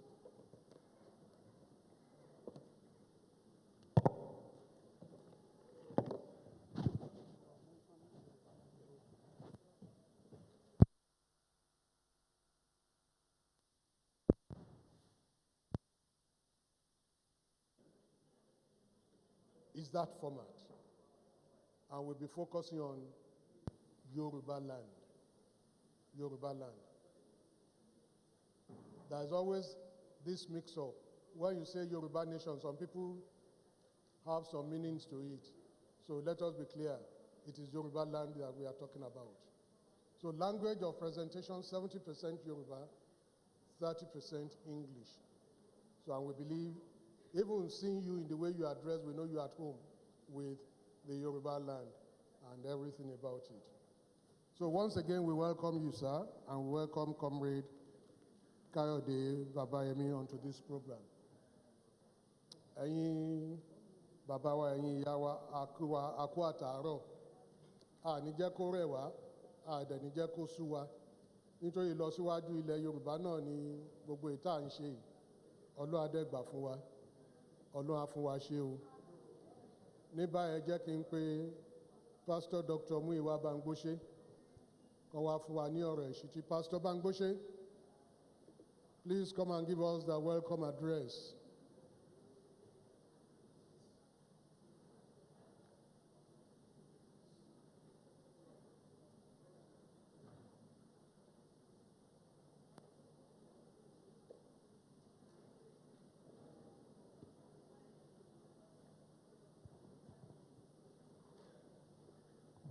Ẹ ṣé púpọ̀ alága àti olùdíje wa àti àwọn bàbá àti ìyá wa mo rò pé mo ti kí yín káàbọ̀ lẹ́ẹ̀kan láàárọ̀ àwọn tí wọ́n ti dé ń gbà yẹn má bínú àti kí gbogbo wa ìdí tá a fi ṣe nǹkan tá a ṣe yìí ó ní pé kí ilẹ̀ káàárọ̀ oòjíire kó lè dá sí i. A ti rí pé a kì í pe àwọn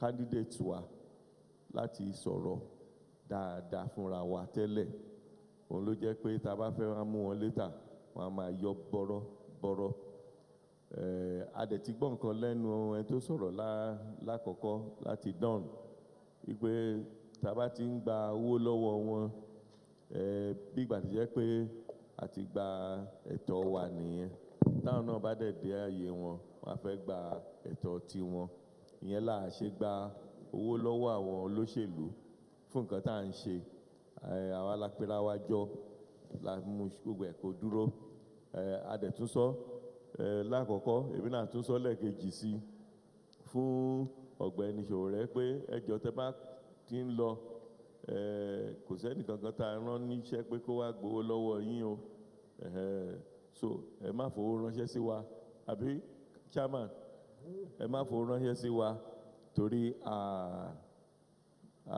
dúró dè yẹn òótọ́ ọ̀rọ̀ la fẹ́ bára wa sọ we want to speak contritely with ourselves and be factual we don't want to mortgage the future of the children and even our own future. So I welcome everybody. Káàbọ̀, farabalẹ̀. Wọ́n ti ní àkàrà tó kọ́kọ́ dín lákọ̀ọ́kọ́ bóyá ó ti tán. Wọ́n ti ń lọ tó ń lọ ẹ̀wà míì àbí. So mo yẹ sọ lẹ́ẹ̀kan náà tákàrà ọ̀bá dẹ̀ tó wọ́n ń ta búrẹ́dì níta ń bẹ̀ yẹn. Àwọn kan láwọn fẹ́ kọ wọ́n tún ń ta ẹ̀kọ́ náà lọ́nà ọbẹ̀ yẹn ẹ ṣé púpọ̀. Thank you, Pastor Dr. Muyiwa Bangbose, for that welcome address. Comrade, we have a panel that will grill you. A panel of 3 that will actually grill you on this session. The chairman of the panel is Mr. Wolabi Oladejo. That is Dr. Mrs. Wumi Onigbinde and Mrs. Shola Ogunbade. She's somewhere, she'll soon join them. We have a team of rapporteurs as well who will be able to take note of everything you're saying so that we'll be able to keep track and we'll do the needful thereafter. I'll still come round to introduce you to our audience, but for now, let me call on the chairman of the occasion, Alagba Adedayo Alao, to please welcome you. Ẹ ṣé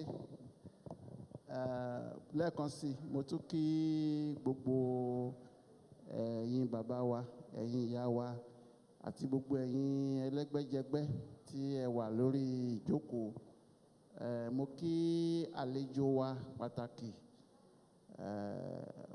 Ọmọyẹlé Sowore ẹni tí ó ń gbé àpótí láti di ààrẹ orílẹ̀-èdè wa. Ohun kan tí ó ṣe pàtàkì nínú ìjáde tiwọn ni wípé ó fẹ́ jẹ́ àwọn ni ọmọdé jù nínú àwọn tó fẹ́ du ipò yìí. Nídìí èyí àwọn ọmọdé wọn ò ní àbí àwọn ọ̀dọ́ wọn ò ní sọ pé àwọn ò ní àǹfààní láti rí ẹni tí àwọn máa dìbò fún. Ṣùgbọ́n bí mo ṣe sọ tẹ́lẹ̀ kókó ohun tí àwa ń ṣe ni láti mú àwọn tó fẹ́ dupò ààrẹ kí wọ́n wá kojú yín kí wọ́n wá bá yín sọ̀rọ̀. Mo dẹ̀ ṣàlàyé pé a mọ̀ọ́mọ̀ má kó àwọn lọ́balọ́ba àwọn olówó ńláńlá kọ̀ọ̀kan a mọ̀ọ́mọ̀ má kó wọn àbí àwọn tó máa fi ọlọ́pàá dààmú. Ohun tá a sọ ni pé àwọn èèyàn wa la fẹ́ kí wọ́n wá wojú ẹni tó fẹ́ dupò ààrẹ. Àwọn èèyàn tó wà ní ọjà àwọn ìyálọ́jà àwọn ìyálájé àwọn oníṣẹ́ ọwọ́ àwọn bẹ́ẹ̀ rí i pé àgbẹ̀ ọdẹ wà láàrin wa àwọn aránṣọ àti gbogbo ẹ̀yin tó jẹ́ wípé iṣẹ́ ọwọ́ lọ̀lẹ ń jẹ. Mo dẹ̀ sọ lẹ́ẹ̀kan pé à ń ṣe léyìí kẹ́ ẹ lè mọ̀ wípé ẹ̀yin náà ní ipa láti kó. Gbogbo àwọn tó ń halẹ̀ mọ́ yín ládùúgbò gbogbo àwọn tẹ́ ń rí yẹn ìbò ẹyọ kan ṣo ni wọ́n ní káàdì kan ṣo ló wà lọ́wọ́ wọn. Ẹni tẹ́ bá rí tó ń kó káàdì mẹ́wàá kiri ọ̀daràn ni o ọ̀daràn gidi ni o tó ń kó káàdì mẹ́wàá pé ṣé wo níwèé ìdìbò ni wàá gbà ọ̀daràn ni. Káàdì ẹyọ kan ló tọ́ sí bẹ́ẹ̀ náà ṣe ní káàdì kan tẹ́ dẹ̀ níyẹn mo sọ lẹ́ẹ̀kan pé agbára yín ni agbára yín ni a fẹ́ kẹ́ ẹ lò. Ẹ rò wípé bá ṣe ń mú wọn wá yìí àwọn kan á sọ fún yín lépè ìgbà tẹ́ mú wọn lọ́bẹ̀ ńkọ́ kí ni wọ́n fẹ́ ṣe wọ́n kàn máa purọ́ fún yín ni ẹ jẹ́ kán pa fún wa. À á lè pè wọ́n padà pé ó máa parọ́ fún wa ń jẹta torí nǹkan tá a fẹ́ ṣe yìí kì í ṣe pé èní nìkan la fẹ́ ṣe a fẹ́ máa ṣe títí ni. Mi ní fẹ́ kí a ti lo àkókò pọ̀ à ní sọ̀rọ̀ púpọ̀ jù. Mo kí yín ẹ kú ìjókòó ẹ kú faradà èrè la máa rí díẹ̀ nígbà tí èrè ẹ bá dé sílẹ̀ Yorùbá wọn ò ní fẹ́ nìkan ṣàwátì nínú wa. Ẹ ṣeun. Thank you very much, sir.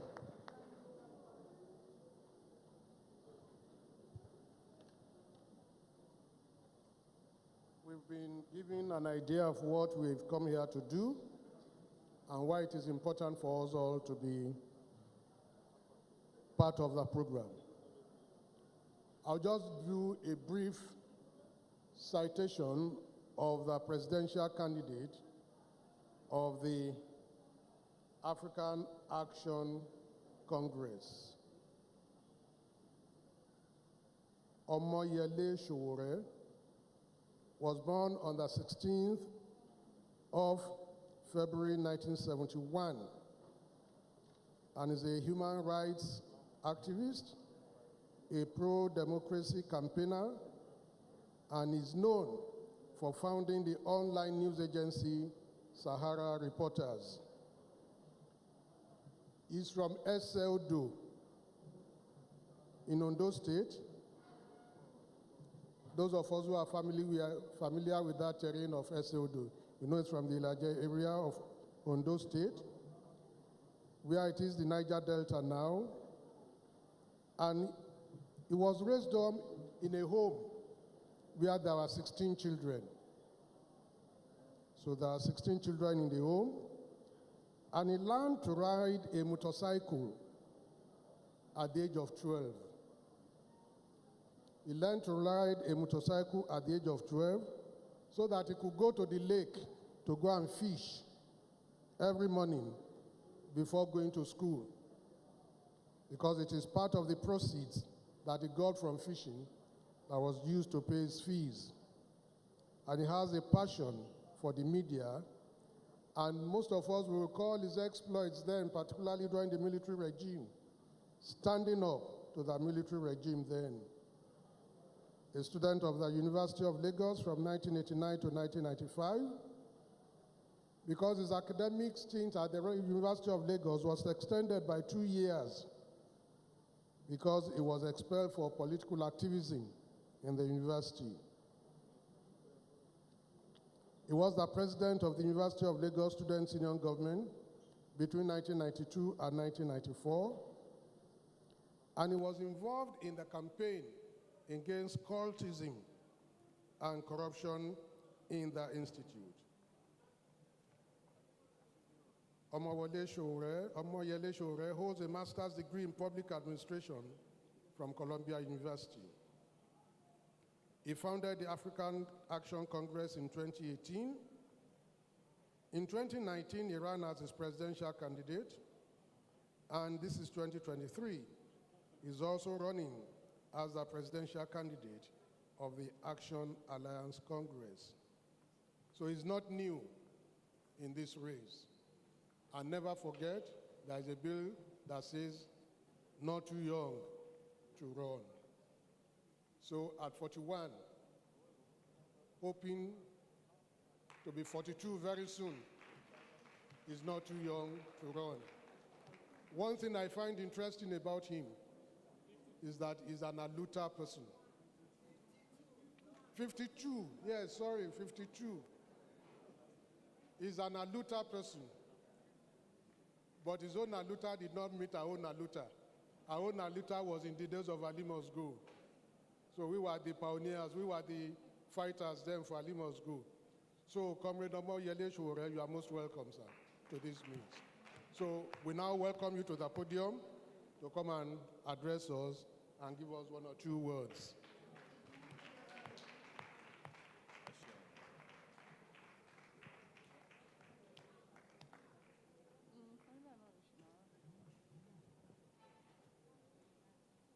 Mo kí ẹ̀yin bàbá wa, ẹ̀yin ìyá wa, ẹ kí ẹ̀yin ọ̀dọ́ tí ẹ wà lórí ìjókòó.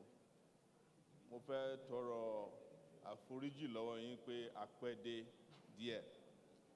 Ìlú Kano la ti ń bọ̀, la dé sílùú Èkó, la wá ń bọ̀ ní Ìbàdàn. Ṣẹ́yìn náà mọ bó ṣe jìnnà sí. Àmọ́ kí a tó bẹ̀rẹ̀ sí ní sọ ọ̀rọ̀ nípa orílẹ̀-èdè Nàìjíríà, mo fẹ́ dúpẹ́ lọ́wọ́ bàbá wa Adédayọ̀. Mo ti mọ̀ wọ́n láti 1992 sí 1993 nígbà tí à ń jà fún ọ̀rọ̀ June 12 nígbà tí Alhaji MKO Abiola tí wọ́n win election táwọn ológun àti àwọn mọ̀dàrú káàkiri Nàìjíríà tí wọ́n sọ pé Abiola ò lè wọlé, Yorùbá ò lè jẹ ààrẹ orílẹ̀-èdè Nàìjíríà. Ìgbà yẹn ni mo ti pàdé wọn. Mo ń béèrè lọ́wọ́ wọn lẹ́ẹ̀kan pé ṣé wọ́n ti bí ọmọ wọn tí wọ́n lókìkí ń sìn tó ń pè ní macaroni ńgbà tí mo pàdé wọn ní wọn tí bí macaroni ńgbà yẹn pé 1993 ni wọ́n bí macaroni tí mọ̀ sí tí orúkọ ìtàgé wọn náà ń pè ní macaroni. Èmi ò ń ṣe ọmọdé lọ títí mọ́. Nígbà tí mò ń bọ̀ níbí báyìí, mo pe ìyá mi. Àwọn ní kí yé máa pera mi ní Ọmọyẹlé mọ́ pé kí n máa pera mi ní Bàbá Yẹlé. Torí èmi náà ti di bàbá. Èmi náà ti bímọ. Àmọ́ nǹkan tí mo tún fẹ́ sọ ni pé ṣé rí ètò tí ẹ ṣe yìí ó ṣe pàtàkì sí àwa tí a jẹ́ ọmọ orílẹ̀-èdè yìí tí a mọ̀ sí Káàárọ̀ Jíire ní Oòduà, Yorùbá land. Torí pé nígbà tí àwọn bàbá wa tí wọ́n wà ní Afẹ́nifẹ́re tí wọ́n fẹ́ ṣe ètò ọ̀rọ̀ ìdìbò yìí, ṣe náà jí láàárọ̀ ọjọ́ kan, wọ́n kàn mú kándídéètì kan, wọ́n ní kándídéètì tí wọ́n nìyẹn. Anybody tó wá wà ní orílẹ̀-èdè Nàìjíríà wọn ò fẹ́ gbọ́rọ̀ sí wọn lẹ́nu mọ́. Bó ṣe yẹ ká ṣe ní bí Yorùbá ṣe ń ṣe nǹkan nìyí pé kí á pe gbogbo àpapọ̀ Yorùbá kí á ṣe ètò ká mẹni tí a fẹ́ mú, ká mẹni tí ètò ààrẹ tọ́ sí, tí àwọn ọmọ orílẹ̀-èdè Yorùbá tí wọ́n fẹ́ tì lẹ́yìn. Àmọ́ àwọn Afẹ́nifẹ́re wọn ò ṣe yẹn. Bàbá wa Adébánjọ ńṣe náà kàn ṣe pàdé nínú pálọ̀ wọn, wọ́n ní kándídéètì wọn ní kò ń ṣe bí Yorùbá ṣe ń ṣe nǹkan tí wọ́n nìyẹn. Ó yẹ kí ẹ gbọ́rọ̀ lẹ́nu gbogbo àwọn tí wọ́n ní wọ́n fẹ́ ṣe ààrẹ orílẹ̀-èdè Nàìjíríà, kí ẹ tiẹ̀ mọ nǹkan tí wọ́n ní láti ṣe fún ilẹ̀ Yorùbá kẹ́tó ní pé ẹni báyìí báyìí la fẹ́ fi ṣe ló jẹ́ ti tiwa. Torí Yorùbá ti wà tipẹ́tipẹ́, orílẹ̀-èdè Yorùbá, ilẹ̀ Yorùbá, ìlú àwọn ọlọ́gbọ́n ni. Nígbà táwọn òyìnbó gan dé sí ilẹ̀ Yorùbá, kò rọrùn fún wọn láti mú ètò tí wọ́n wá sórílẹ̀-èdè Yorùbá. Ìdí ẹ̀ lẹ ṣe ń gbọ́ pé nígbà kan wọ́n dé, wọ́n gba àwọn àgùdà dé tó mọ̀ sí Anglican. Ìgbà tó tún yá wọ́n tún lọ gbé Catholic wá. Bẹ́ẹ̀ ni, àbí Catholic ló kọ́ dé. Nígbà tó ń gbé àwọn àgùdà dé, àwọn Yorùbá ní pé ẹ lè máa tìwá sọ́tún tìwá sósì. Ìdí ẹ̀ lẹ ṣe ń gbọ́ òwe tó ń sọ pé àgùdà ò jẹ lábẹ́ Gẹ̀ẹ́sì, iṣẹ́ àgùdà ń jẹ. Independence àwa Yorùbá la ṣe rí bẹ́ẹ̀. Àwọn Yorùbá àti àwọn kan tó wà nílẹ̀ India nìkan ní gbogbo àgbáyé ni òyìnbó ò lè fi ọwọ́ rọ́ sẹ́gbẹ̀ẹ́. Àwọn náà mọ̀ pé wọ́n pàdé àwọn orílẹ̀-èdè tó yàtọ̀ sí orílẹ̀-èdè. Ìdí ẹ̀ ni ó ṣe pàtàkì, tó ṣe kókó. Ẹ ní bínú sí mi nítorí Yorùbá mi lè máa jagere bíi ti àwọn bàbá wa. Ṣé Yorùbá mi dà bí ò dà? Ẹ ṣeun púpọ̀. Torí ṣẹ́ẹ̀rí kò sí èdè tó dùn tó èdè Yorùbá. Kò ṣe pé títorí pé mo jẹ́ Yorùbá, àmọ́ tí n bá ń gbọ́ Yorùbá ó máa ń dùn mọ́ mi. Ìdí ẹ̀ lẹ ṣe ní pé tí ò bá ń ṣe Yorùbá, ẹni bá wá sílẹ̀ Yorùbá tí ò bá kọ́ Yorùbá kò lè gbọ́ Yorùbá. Yorùbá ò kì í ṣe èdè nìkan, àṣà ní Yorùbá. Ìdí ẹ̀ ni ó ṣe máa ń dùn wá àwa tá jẹ́ ọmọ kékeré. Tẹ́ bá rí i pé ẹnu Yorùbá ò papọ̀ bíi ti tẹ́lẹ̀ mọ́.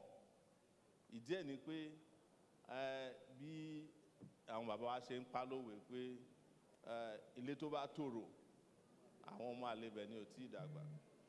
Ṣé rí àwọn ọmọ ilẹ̀ alẹ́ Yorùbá wọ́n ti di ambassador s'Abuja. Mi ò parọ́, àwọn ọmọ àlẹ́ Yorùbá wọ́n ti jọba, ìmí inú wọn yahoo yahoo ni wọ́n.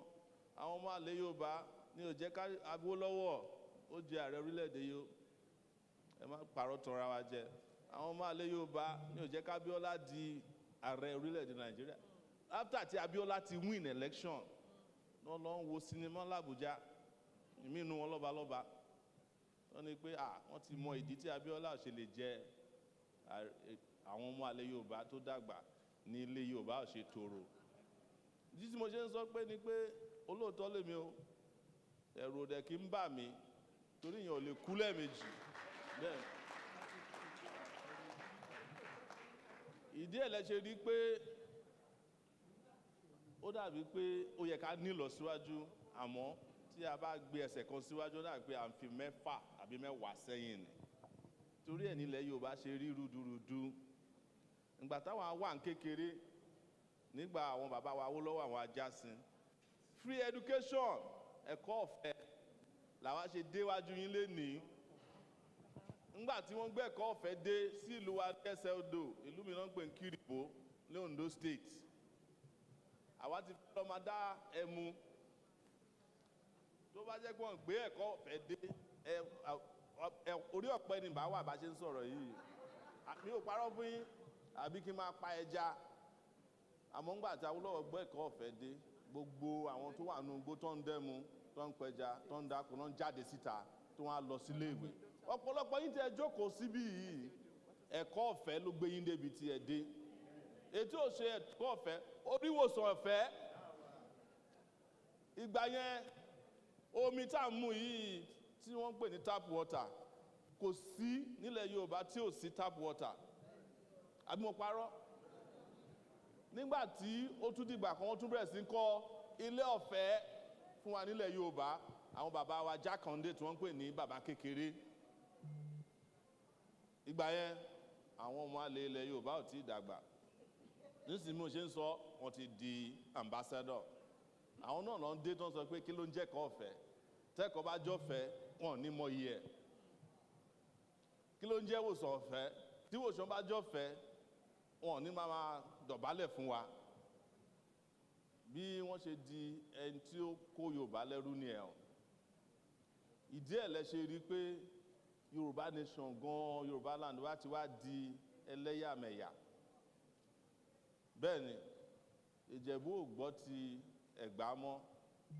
Àwọn ará òkè gan ní Oǹdó àti Èkìtì petition tá à ń kọ́ gbọ́ à ń kọ petition mọ́. Nítorí pé àwọn tí wọ́n ń ṣolórí wa àwọn kọ́ ló yẹ kó ń jẹ́ olórí wa. Ìdí tí mo ṣe wá síwájú yín lénìí ni mo lè dúpẹ́ lọ́wọ́ àwọn bàbá wa. Èmi tí mo wá síwájú yín lóòótọ́ ni mo wà lára àwọn kéré jù nínú àwọn tí ó ń díje fún ààrẹ orílẹ̀-èdè Nàìjíríà. Àmọ́ ẹ má fi ojú kékeré wò mí nítorí kékeré lábẹ́rẹ́ kéré wọ́n ṣe mímì fàdíẹ̀.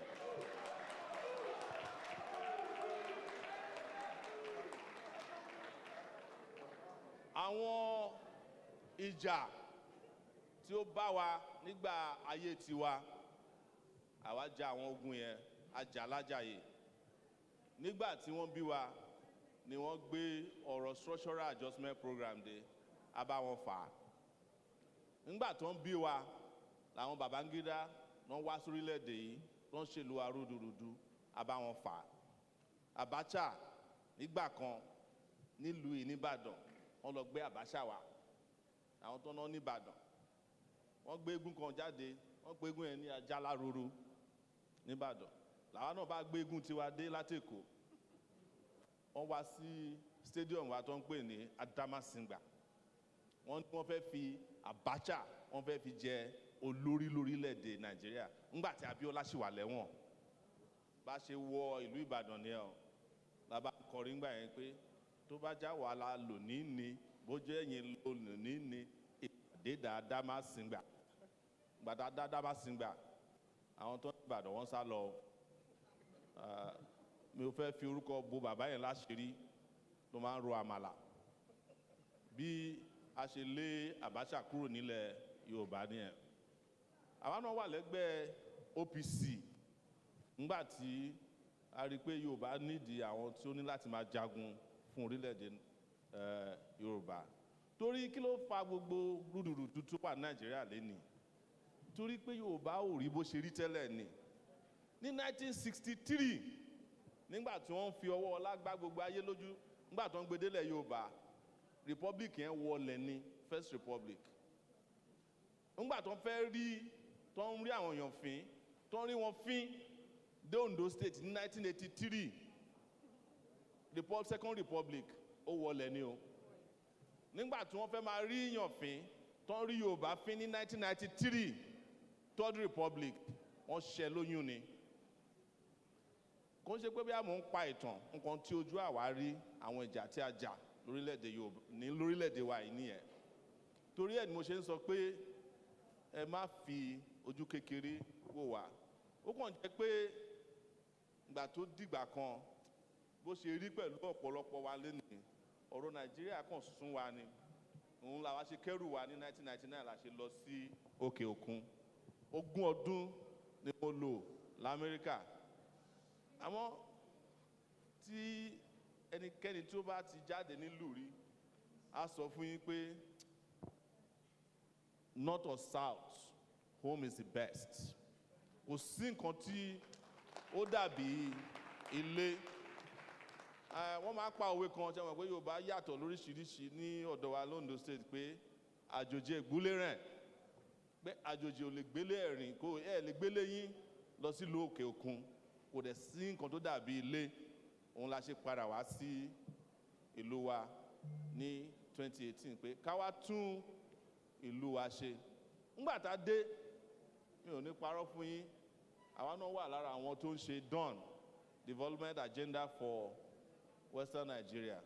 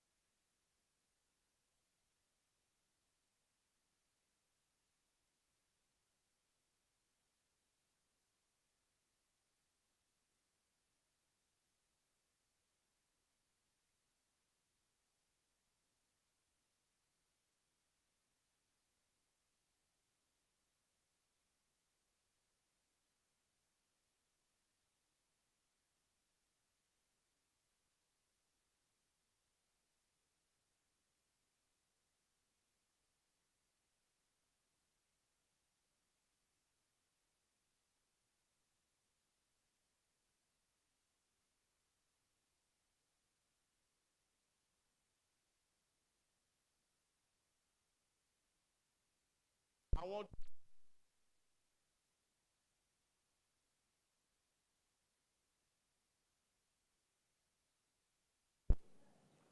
àwa yìí ó tún máa burú ju ètò àti ibi tá a ti ń bọ̀ lọ. ṣé ìyá ṣe rí nígbà tí àwọn èèyàn wa tí wọ́n fẹ́ ṣe ẹlẹ́yàmẹ̀yà tó ń ṣe Yorùbá nation ṣe bí ńṣe náà wá sílùú Ìbàdàn tó wá pa wọ́n títí lọ dólógbò ni wọ́n pa.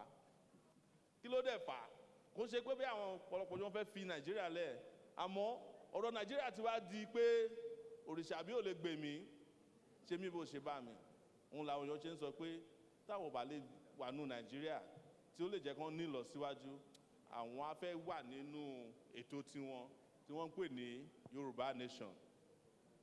àmọ́ kọ́ tí mo fẹ́ sọ kẹ́yìn ká tó máa béèrè ìbéèrè ni pé ó ṣeé ṣe kí a sì ní ìlọsíwájú tí a fẹ́ ní tí a bá ní àwọn olórí tí wọ́n dángájá tí wọ́n mọ nǹkan tó yẹ kán ṣe tí wọ́n bá ṣe fún gbogbo orílẹ̀-èdè Nàìjíríà torí tẹ bá rí nínú gbogbo àwọn tí ó wà ní orílẹ̀-èdè Nàìjíríà àwọn Yorùbá ló wà open minded jù ìdí ẹ̀dẹ̀ ni pé Yorùbá lè nílùú tiwọn àwọn náà fẹ́ lọ sílùú ibòmíràn Yorùbá ò ní ọkàn pé inú Yorùbá ò di wọn nínú tó di bí àwọn orílẹ̀-èdè mìíràn tí a mọ̀ so mo kàn fẹ́ gbà yín ní ìmọ̀ràn àti yànjú pé àsìkò ti tó tí a ní láti dìbò ní 2023 fún àwọn ọmọ wa tí wọ́n bá ní làákàyè àwọn èèyàn wa tí wọ́n bá ní ọkàn láti tún ìlú wa ṣe ẹ jẹ́ kí a padà tá a bá tẹ̀lé padà sẹ́yìn pátápátá ká tiẹ̀ padà sí àsìkò bàbá wa Awólọ́wọ̀ ẹ̀yin náà ṣáà mọ̀ gbogbo nǹkan tí wọ́n ṣe ní orílẹ̀-èdè Nàìjíríà àti fún Yorùbá land ìdí ẹ̀ máa fi eléyìí parí ọ̀rọ̀ mi ni pé àwọn kan wà tó ń jẹ́ pé àgbàlagbà ni wọ́n nílẹ̀ Yorùbá láti ìgbà tí wọ́n ti bí wọn ni wọ́n ti fẹ́ di Awólọ́wọ̀ wọn ò rí ṣe wọ́n ti ṣe ààrẹ orílẹ̀-èdè lẹ́ẹ̀mẹ́ta wọn ò lè di Awólọ́wọ̀ ẹ ṣáà mọ̀ bàbá tó wà lọ́tà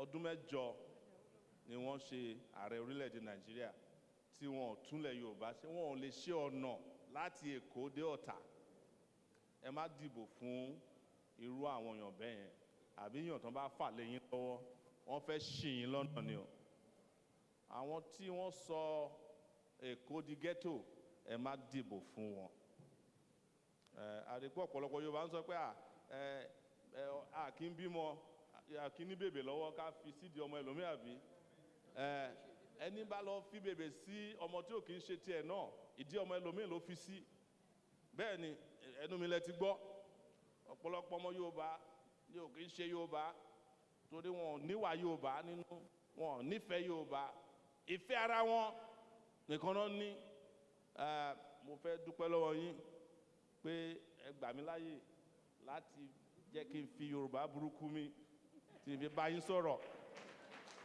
mo fẹ́ dúpẹ́ lọ́wọ́ chairman wa pé ẹ fún mi ní MC fún mi ní 30% Yorùbá 70% mo ti deliver 95% Yorùbá then. Yes. I just want to use the rest of the 5% in English. Baba Yele is my name, yeah. From today, please don't refer to me as Omoyele. It's now Baba Yele Sowore. Torí àwa náà ń dàgbà nílẹ̀ Yorùbá. Ní pé ẹ̀yin ti dàgbà pé àsìkò ti tó. It is time to change direction in Yoruba land. It is time to choose the right representation in Yoruba land as available. In one state, in this Yoruba land, a police officer who was involved in that robbery was brought back to become a... Bring back your Omoluabis. Thank you very much.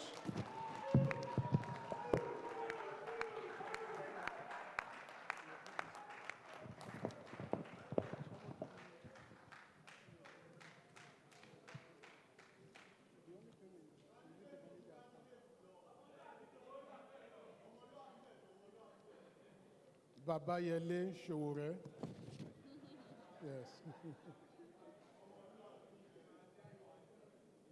Now please brace up. You may have to get paper and some writing material. If you need some, I can give you.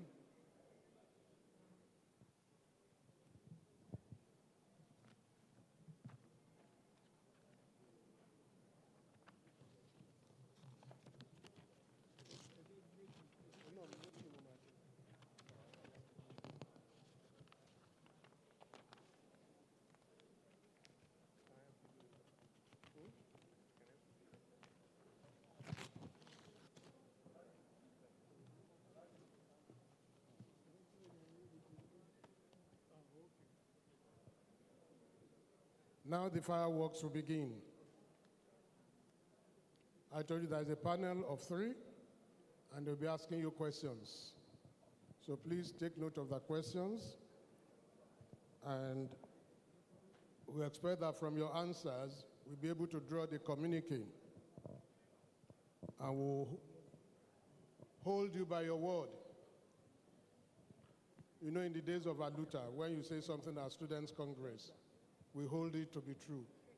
So,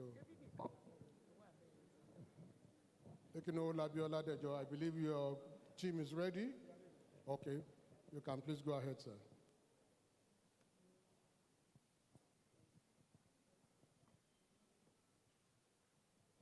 Babawale. Babawale. Babayele Showore.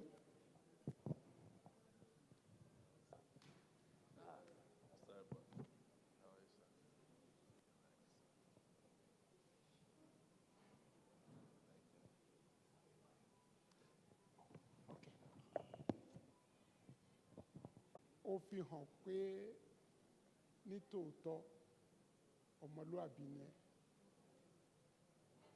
Inú ilé rere ló ti jáde ó dẹ̀ tún túnra ẹbí. So mo sọ pé congratulations.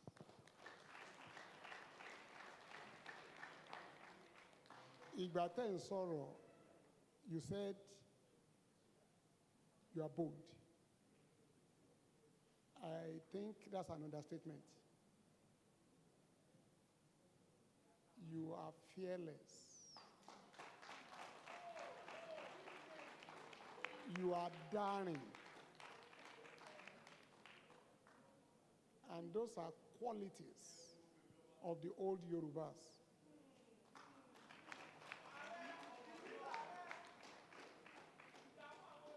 My question is this.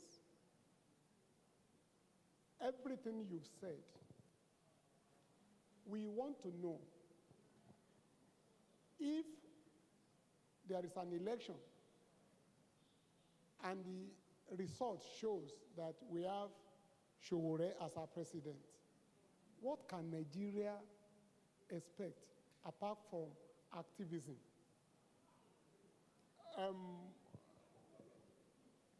There was a politician in those days called Aminu Kano.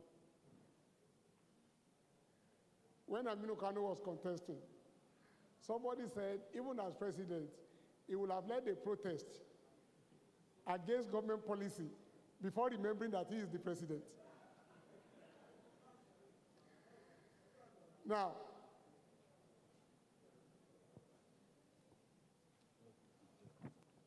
sir, what specifically can Nigeria expect from the presidency of Omoyele Showore? Okay, Babayele Showore. I have my sisters here. They have specific questions on what we want, and I think some of them have been forwarded to you, right? But now, generally, what should Nigeria expect apart from protest too?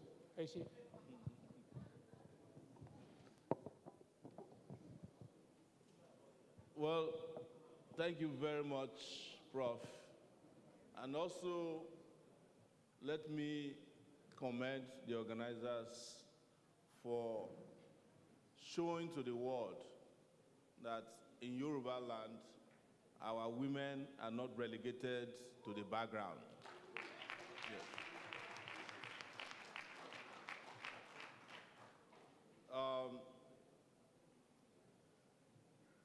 I'm an activist because I've led a life of active participation in creating a better society. And I've not done only protests in my life. It would interest you that while I was away in the US, I founded a newspaper company that became a global brand in the US.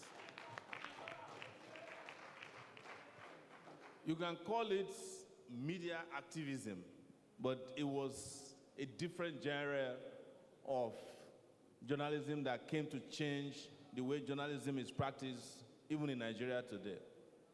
It wasn't protest. I taught in a university, 2 universities in the US, one for a year and the other one for 10 years before I returned to Nigeria. I impart knowledge, and you cannot be a university professor in the US if you are not sound upstairs. And that is not protest. Yes. I have created a political party from the scratch. And you can count on your fingertips the number of Nigerians that have created political party on their own from the scratch, including one of our most respected sage, Baba Obafemi Awolowo, of blessed memory. I have led ideas just as I've led people. In fact, after 2018, the ideas that I espoused during the campaign became the dominant ideas that Nigerian leaders were using to govern the country. It was my idea that June 12th became a national holiday in Nigeria. A few weeks later, Buhari assembled Abiola's children. Everybody, they ran to Abuja and made June 12th a national holiday.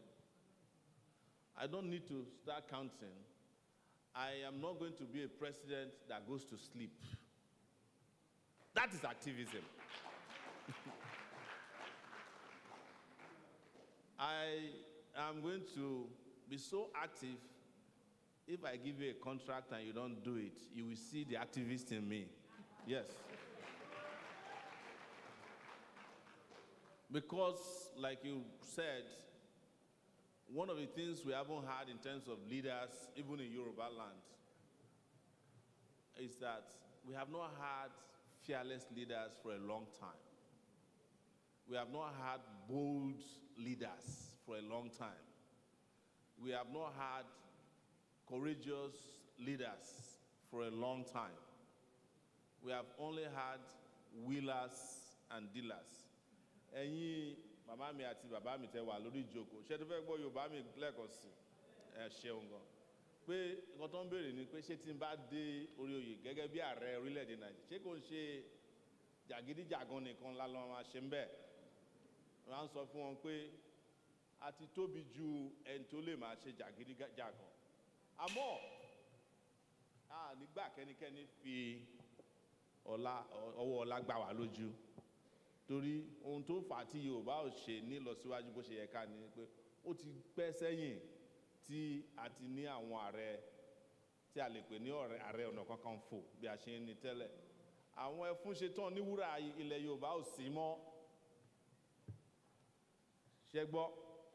Ìdí ẹ̀ ni a ṣe ń sọ pé tá a bá débẹ̀, a rí i pé irú ọ̀nà Ìbàdàn s'Ékòó tí wọ́n fọgbọ̀n ọdún ṣe, àwa ṣe lóṣù mẹ́fà. Àbí irú ẹ̀rọ jẹkọjẹkọ tó ń pè ní train tó ń wá láti Èkó fún wákàtí 4, àwa máa rí i pé ó ń dé Ìbàdàn ní 30 ìṣẹ́jú. Ṣé yẹn wá jẹ́ nǹkan burúkú? Ṣebí ilẹ̀ Yorùbá ló kọ́ ní skyscraper, ilẹ̀ Yorùbá ló kọ́ ní tẹlifíṣọ̀n ìkíní nílùú Ìbàdàn yìí. Àwa la kọ́kọ́ ní stadium àkọ́kọ́, àwa la kọ́kọ́ ní yunifásitì àkọ́kọ́. Nísìnyí à ní nǹkankan, àjámọ́ nǹkankan mọ́ torí ẹ̀ ló ṣe fà á tí àwọn àtọ̀rìnwá náà ṣe ń dà wá káàkiri tí báwo ni Yorùbá ṣe ń panúwè pé tí ọmọdé bá lóògùn burúkú àbí àkọ́kọ́ fi dán tí dàda tí ò bá lè jà ṣé nǹkan burúkú ni ká lọ́mọ tó gbójú tó bá wà ní president Nàìjíríà kò ṣáà ṣe nǹkan burúkú. So nǹkan tí ìdáhùn mi jẹ́ sí àwọn ìbéèrè yìí ní sir prof ẹ ṣeun mo dúpẹ́.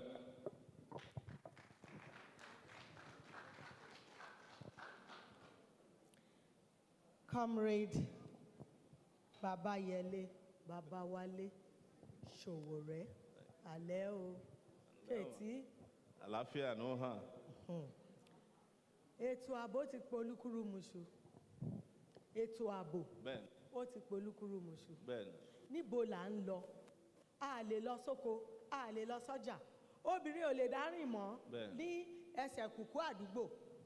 Tí ẹ̀yin bá di ààrẹ orílẹ̀-èdè yìí, number one, kí ni nǹkan tẹ́ máa ṣe?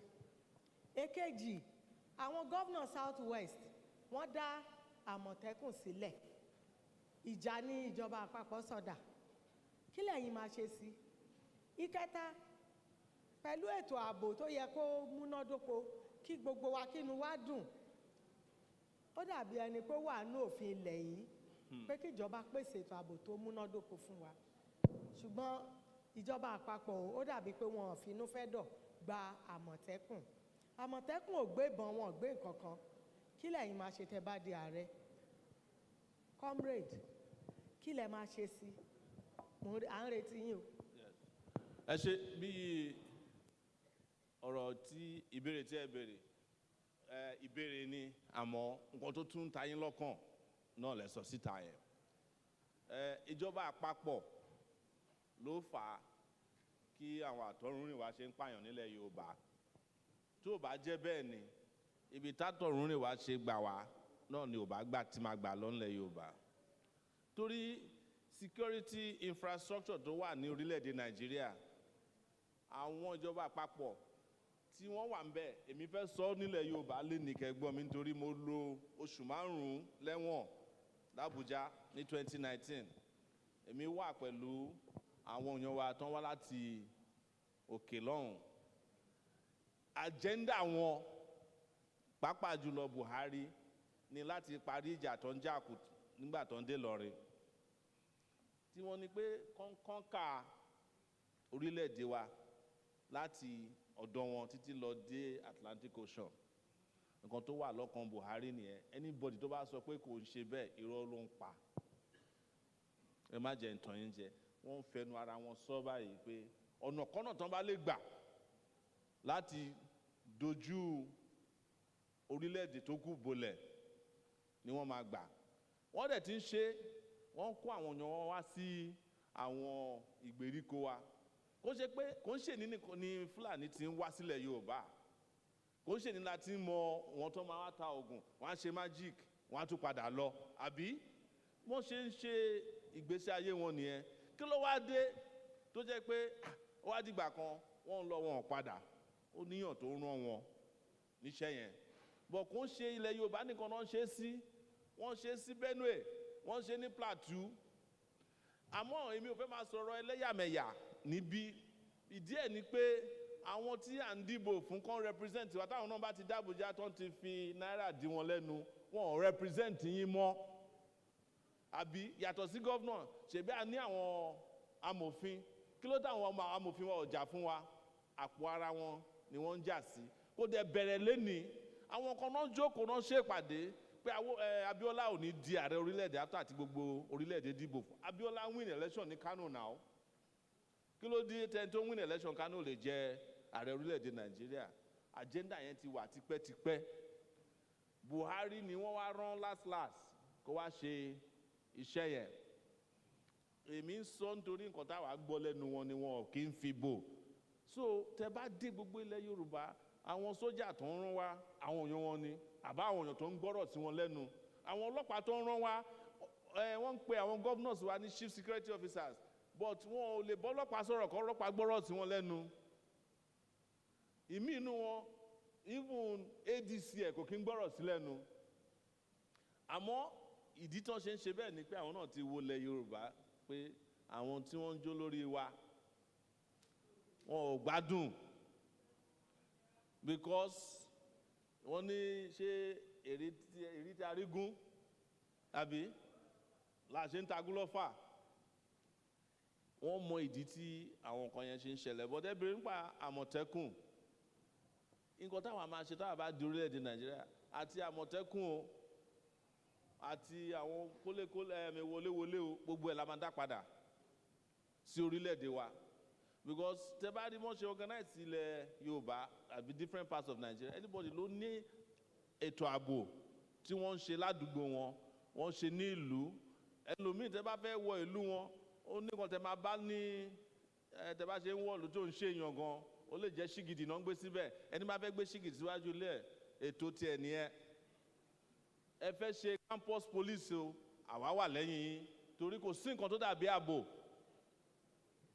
àbí ẹ gbọ́ mi ààbò yẹn ṣe pàtàkì tẹ́ ẹ bá ní ààbò ẹ lè ní lọ síwájú tẹ́ ẹ bá ní ààbò ẹ lè lọ síbi iṣẹ́ tẹ́ ẹ bá ní ààbò a lè dáko ààbò ṣe pàtàkì ó ṣe kókó àmọ́ kọ́tẹ́mi máa sọ ni pé tẹ́ bá ń gbọ́ àmọ̀tẹ́kùn gbà míì náà ẹ rí i pé àmọ̀tẹ́kùn ò yàtọ̀ sáwọn tó dá wọn sílẹ̀ ṣé àwọn tí ò sanwó oṣù ló máa dá àmọ̀tẹ́kùn sílẹ̀ ṣó yẹ yín tó bá ti fẹ́ ṣe election àmọ̀tẹ́kùn ò ṣe àmọ̀tẹ́kùn mọ́ wọ́n á di àmọ̀dìbò ó tọ́ ni wọ́n á lọ máa gbé àpótí tí ò yẹ kán gbé àmọ̀tẹ́kùn ti di ẹni ń pa yorùbá ò ń pa yorùbá náà àmọ̀tẹ́kùn ti di nǹkan tó ń lò fún yahoo yahoo ṣé problem nàìjíríà ní yahoo yahoo ni àbí àwọn kidnappers so a gbọ́dọ̀ wá clear pé tá a bá dá ẹgbẹ́ sílẹ̀ fún ètò ààbò ẹgbẹ́ yẹn láti mọ nǹkan tí ó ń ṣe a dẹ̀ gbọ́dọ̀ fi àwọn governors yẹn ńlẹ̀ láyè láti máa ṣe nǹkan tó wù wọ́n pẹ̀lú àmọ̀tẹ́kùn àmọ̀tẹ́kùn gbọ́dọ̀ jẹ́ àmọ̀tẹ́kùn tó ń dáàbò bo àwọn ọmọ yorùbá sóye àmọ̀tẹ́kùn náà gbọ́dọ̀ jẹ́ wọ́n gbọ́dọ̀ ní ọ̀tẹlẹ̀múyẹ́ títí wọn kò ń ṣèbọn nìkan ní ètò ààbò ńgbà míì intelligence collection káti ẹ̀ mọ ibi táwọn ọ̀tá wà ibi tó ń gbà bọ̀ ó ṣe kókó so gbogbo ẹ̀ la máa rí i pé ó ṣeé ṣe ẹni bá dá àmọ̀tẹ́kùn lẹ̀ à ń support wọn ẹ fẹ́ dá àmọ̀tẹ́kùn lẹ̀ ẹ fẹ́ dólógbò sílẹ̀ ni o ètò ààbò tó bá wù yín ẹ ṣe àmọ́ nǹkan tó ṣe kókó jù ni pé a láti rí i pé ètò ààbò kẹ́tì àbùtà bá ṣe a gbúdọ̀ violate ẹ̀tọ́ àwọn aráàlú ìyẹn ṣe kókó ó ṣe pàtàkì fáwọn àtà fẹ́ jẹ ààrẹ orílẹ̀-èdè nǹkan tí màá dẹ̀ sọ gbẹ̀yìn ni pé kò ń ṣe ààbò fún yorùbá nìkan la need ààbò fún gbogbo àwọn ọmọ orílẹ̀-èdè nàìjíríà la need torí tó bá dáàbò bo yorùbá nìkan tí wọn bá dáàbò bo ibo ààbò tí ò sí nílẹ̀ yorùbá nílẹ̀ ibo ó máa padà náà wá di wàhálà nílẹ̀ yorùbá tẹ́ bá dáàbò bo yorùbá tẹ́ bá dáàbò bo hausa àti fúlàní wàhálà tí wọn ó máa pàdé yín torí àparò kan ò ga jù kan láyé àfi èyí tó bá gorí ebè bẹ́ẹ̀ ni ẹ jẹ́ kí bí a ṣe ń ronú ààbò títí wa ká máa ronú ààbò tẹlòmíràn torí ààbò títí wọn náà ó ṣe pàtàkì fún ààbò tiwa orílẹ̀-èdè kan náà ni gbogbo wa wà ẹ̀jẹ̀ kan ló ń ṣàn lára wa pàtàkì jùlọ mà ṣẹ́ẹ̀rí wọ́n ní tí ẹ bá ṣẹ́gun ebi kò lè sábò ẹnìkan jẹ́ àánú àwọn olówó máa ń ṣe mí ní tán lọ kọ́lé rẹpẹtẹ wọ́n á ṣe fẹ́ǹsì síbẹ̀ tẹ́bí bá pa àwọn aráàlú wọ́n máa fo fẹ́ǹsì bẹ́ẹ̀ ní fo high jump lólympics ni o bẹ́ẹ̀ ni tá a bá ṣètọ́jú fún gbogbo ìlú kí gbogbo nǹkan tó tọ́ sí gbogbo lọ́wọ́ wọn à ń tanra wa jẹ ni tẹ́ bá ṣàbò fún yorùbá tí ẹ̀ ń gbé nínú àlàáfíà tẹ́ ń ṣe yọ̀tọ̀ mi ṣé àwọn tó kù mọ́ máa wò yín ni ṣé ibo máa wò ní àbí àwọn ẹ̀dọ́ máa wò yín ni tó bá ń da fún yín gbogbo wọ́n máa move sí Yorùbá land ni bó ṣe ń ṣe sékòó ni ọ̀pọ̀lọpọ̀ àwọn tí ẹ wò tí ó wà ní lẹ́kọ̀ọ́ tí wọ́n ń dá wàhálà lẹ̀ ebi ló lé wọn dẹ́kọ̀ọ́ tá a bá yanjú ọ̀rọ̀ ebi àti ìyà ìṣẹ́ ká dẹ̀ ríṣẹ́ fún àwọn ọ̀dọ́ à ń tanra wa jẹ ni lọ́rọ̀ ẹ̀gbọ́ ọ̀rọ̀ mi ò ju bẹ́ẹ̀ yẹn lọ ẹ ṣé.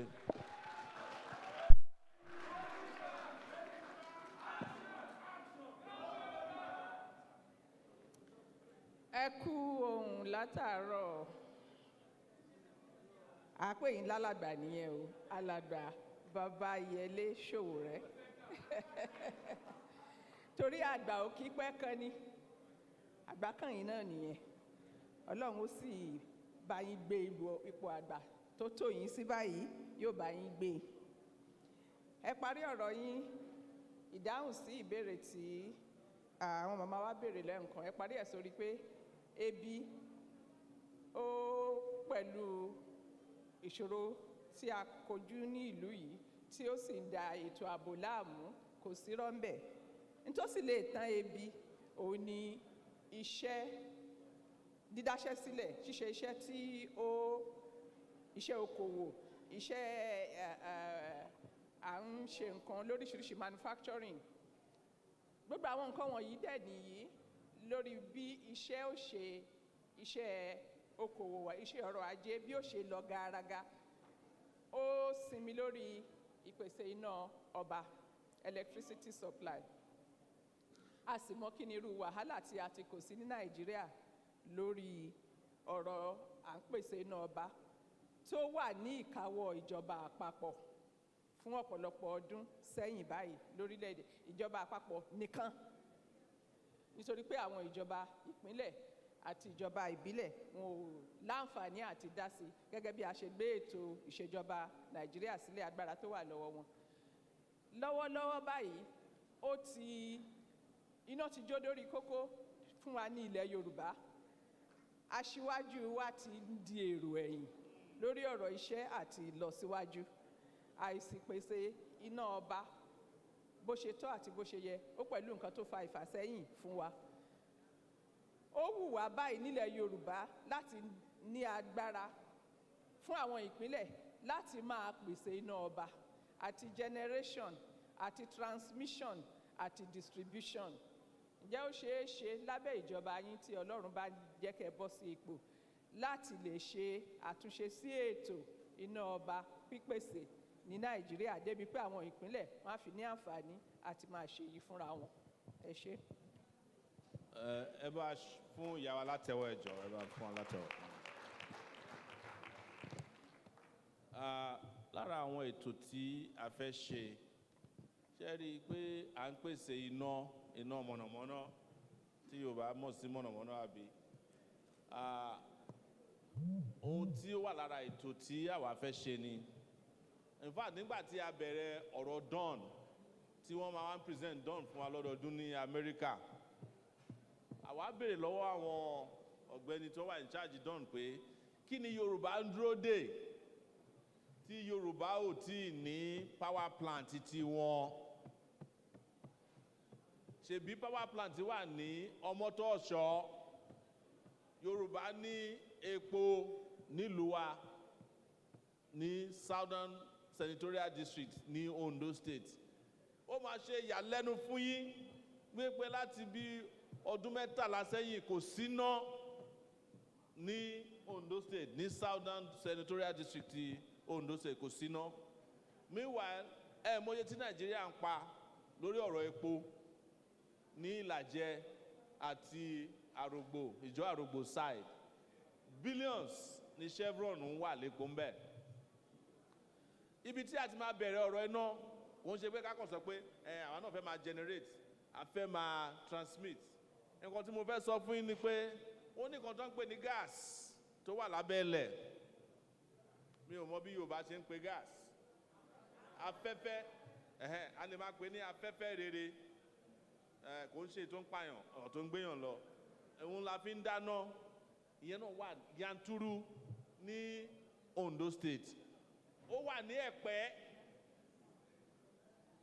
plenty of gas ó wà ní ẹ̀pẹ́ nǹkan tá a máa bẹ̀rẹ̀ ni pé èmi máa ṣe ètò yẹn ni pé kí àwọn ará ìlú nàìjíríà níbi tó ti ń wa epo kó jẹ́ àwọn bíi state ló máa gba oil license àbí òye yín so that irú Ondo state àwa ló yẹ ká ní oil wells tó wà lóńdó state ká máa license ẹ̀ fún àwọn Chevron ibẹ̀ láti lè rówó tí a lè fi ṣe iná mọ̀nàmọ́ná tiwa ibẹ̀ láti lè rí àwọn owó tí a lè fi tún ilẹ̀ Yorùbá ṣe ìdí tí a ṣe sọ bẹ́ẹ̀ ni pé ilé kan wà l'Íbàdàn tó ń pè ní Cocoa House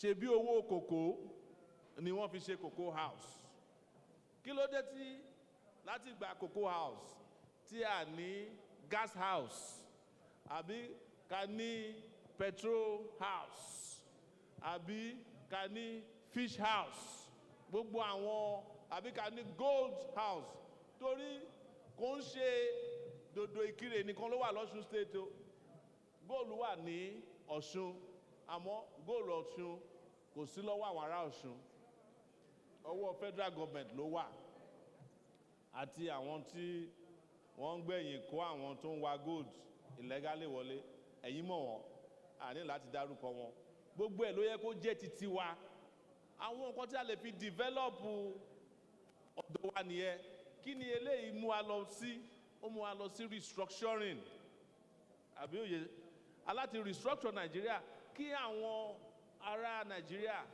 àwọn orílẹ̀-èdè àtàwọn region Nàìjíríà kán lè develop àwọn nǹkan tó jẹ́ títí wọn kán fi tú ìlú wọn ṣe kí gbogbo nǹkan kó má sí lọ́wọ́ federal government àmọ́ a lè restructure Nàìjíríà pẹ̀lú 1999 constitution táwọn ológun dá sílẹ̀ torí constitution yẹn kò gba ìlọsíwájú orílẹ̀-èdè Yorùbá láyè àwọn ológun ló dá constitution sílẹ̀ tí wọ́n sá lọ ní 1999 àwa kọ́ la ṣe constitution irọ́ wọn tí wọ́n kọ síbẹ̀ pé àwa aráàlú la dá constitution àwa ò síbi tán ti dá constitution sílẹ̀ o ká ṣe constitution tuntun ó wà lára ètò tí ẹgbẹ́ AAC máa dá sílẹ̀. tẹ́ bá ti ní control resources yín epo ni o gáàsì ni o kòkó ni o ní ìlú wa l'Ondo state epo wọ́n ṣe epo rọ̀bì o epo tí wọ́n fi ń ṣoúnjẹ àbí palm oil ǹjẹ́ ẹ mọ̀ wípé nígbà tí palm oil production lọ l'Ondo state kò sí virtually everybody ló wà employed l'Ondo state tí ẹ bá ń ṣe supervisor ẹ ṣe agbálẹ̀ bẹ́ẹ̀ ṣe agbálẹ̀ ẹ ṣe àwọn tó ń kọ ẹ̀yìn prosperity yẹn spread l'Ondo state ǹjẹ́ ẹ mọ̀ wípé lẹ́nìí kòròdóòmù epo tá à ń sọ yìí ó wọ́n ju kòròdóòmù epo rọ̀bì lọ tó ń pè ní crude oil is $625 per barrel palm oil crude oil is $94 kí là ń wá káàkiri ṣé èèyàn wọ́n ní nǹkan tá à ń wá lọ sí Sokoto ó wà nù Sokoto wa kí là wá káàkiri pẹ̀lú ọpọlọ àti làákàyè Yorùbá kò yẹ kí Yorùbá ní anything láti máa ṣe pẹ̀lú ebi àbí ìṣẹ́ àbí ìyà ẹ jẹ́ kí a bára wa sọ̀rọ̀ ká tún lù wá ṣe ẹ ṣe. ẹ fún bàbá wa látẹ̀wọ́ wọ́n fi tó mi létí pé àwa kan fẹ́ béèrè question ṣùgbọ́n àsìkò wa ti lọ so bẹ̀t kó má di pa a fi ẹ̀tọ́ yẹn dùn yín la ṣe fẹ́ béèrè a ní ju 30 minutes mọ́ èèyàn mélòó ló fẹ́ béèrè question tí ó dẹ̀ ṣe ní péréte bóyá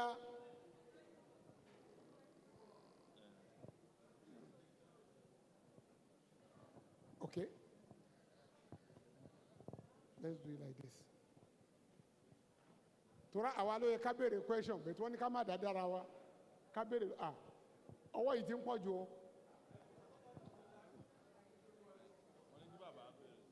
wọ́n ní ká kọ́ bẹ̀ látọ̀dọ̀ bàbá.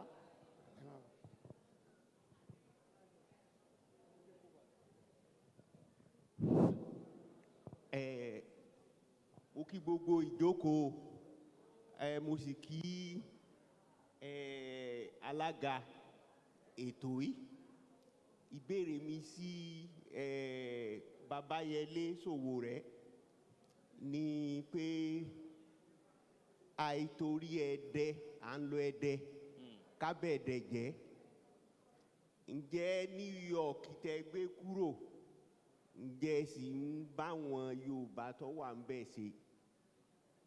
Wọlé Àìná lórúkọ mi. Please come so that we'll take all the questions together. Thank you, sir. My name is Agwadede Robemiwo.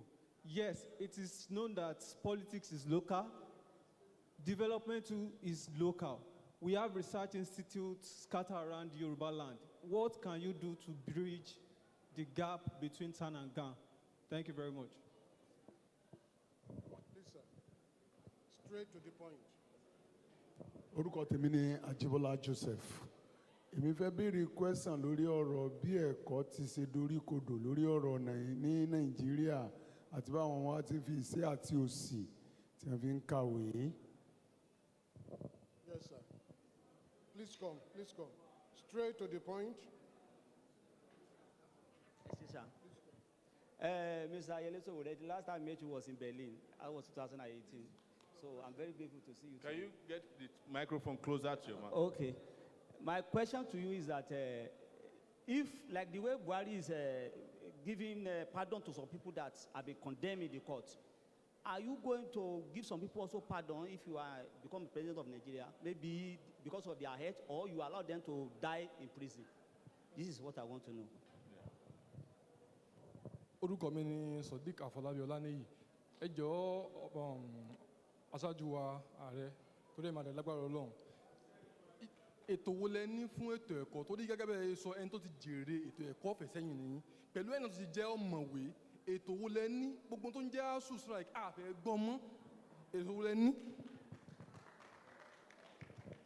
Hello sir, orúkọ mi ni Abáyẹsí Ọláwálé. Ẹ dákun ètò wo lẹ ní fún àwa àgbẹ̀ àgbèlémi? Ètò wo lẹ ní fún àgbẹ̀ tíyà òfin ní jẹ àwa àgbẹ̀? The last question, last question. Orúkọ mi ni Ayọ̀dèjì. Ìbéèrè mi sí ààrẹ wa ni pé tí ẹ bá wọlé nígbà táwa kéré wọ́n máa ń sọ̀rọ̀ local government. Local government ló máa ń ṣe títì. Local government náà máa ń ṣe ètò burial something cemetery. Ṣé ẹ̀yin máa ṣe autonomy fún local government tó dẹ̀ máa jẹ́ dandan kì í ṣe pé a gbé lọ sí house wọn ò rí ṣe ṣé ẹ̀yin máa lo agbára yín gẹ́gẹ́ bí ààrẹ láti jẹ́ kó ṣeé ṣe. Ẹ ṣé.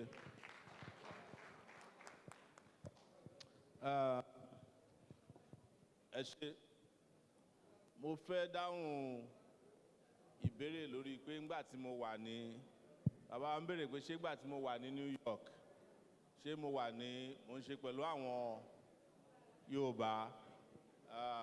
Mo sọ ńgbà tí mo bẹ̀rẹ̀ ọ̀rọ̀ wípé àwa máa ń ṣe ìpàdé lọ́dọọdún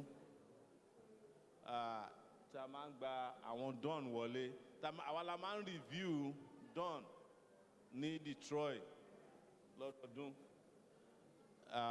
pẹ̀lú àwọn Yínká Odùmákin àwọn Afẹ́nifẹ́re àti bàbá wa Ọ̀ṣun náà wà lára wọn àti ọ̀gbẹ́ni tí DG don lórúkọ tó ti ṣolóògbé ń sìn Fámákinwá tó bá wà ń bí wọ́n máa sọ fún yín pé mo wà lára àwọn tó ń kánjú ńgbà yẹn pé don yìí ó ti slow jù ó yẹ ká ti implement don yóò bá ní mí àmọ́ mo fẹ́ sọ mi ò ní parọ́ èmi ò ń ṣẹlẹ́yàmẹ̀yà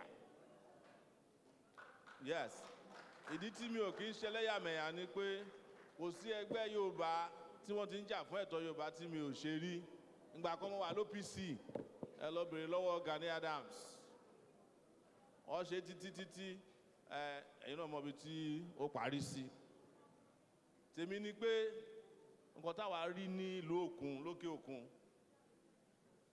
ká mú padà wá sí ilé bí mo ṣe sọ lẹ́ẹ̀kan tí ilẹ̀ Yorùbá bá di mọ̀nàmọ́ná lóru tí ilẹ̀ Ìgbò wà ní òkùnkùn tí Haúsá wà nínú òkùnkùn wọn ó máa bo mọ̀nàmọ́ná yín mọ́lẹ̀ lórí ẹ̀ la ṣe ń jà fún ẹ̀tọ́ gbogbo àgbáyé kó ba lè dára.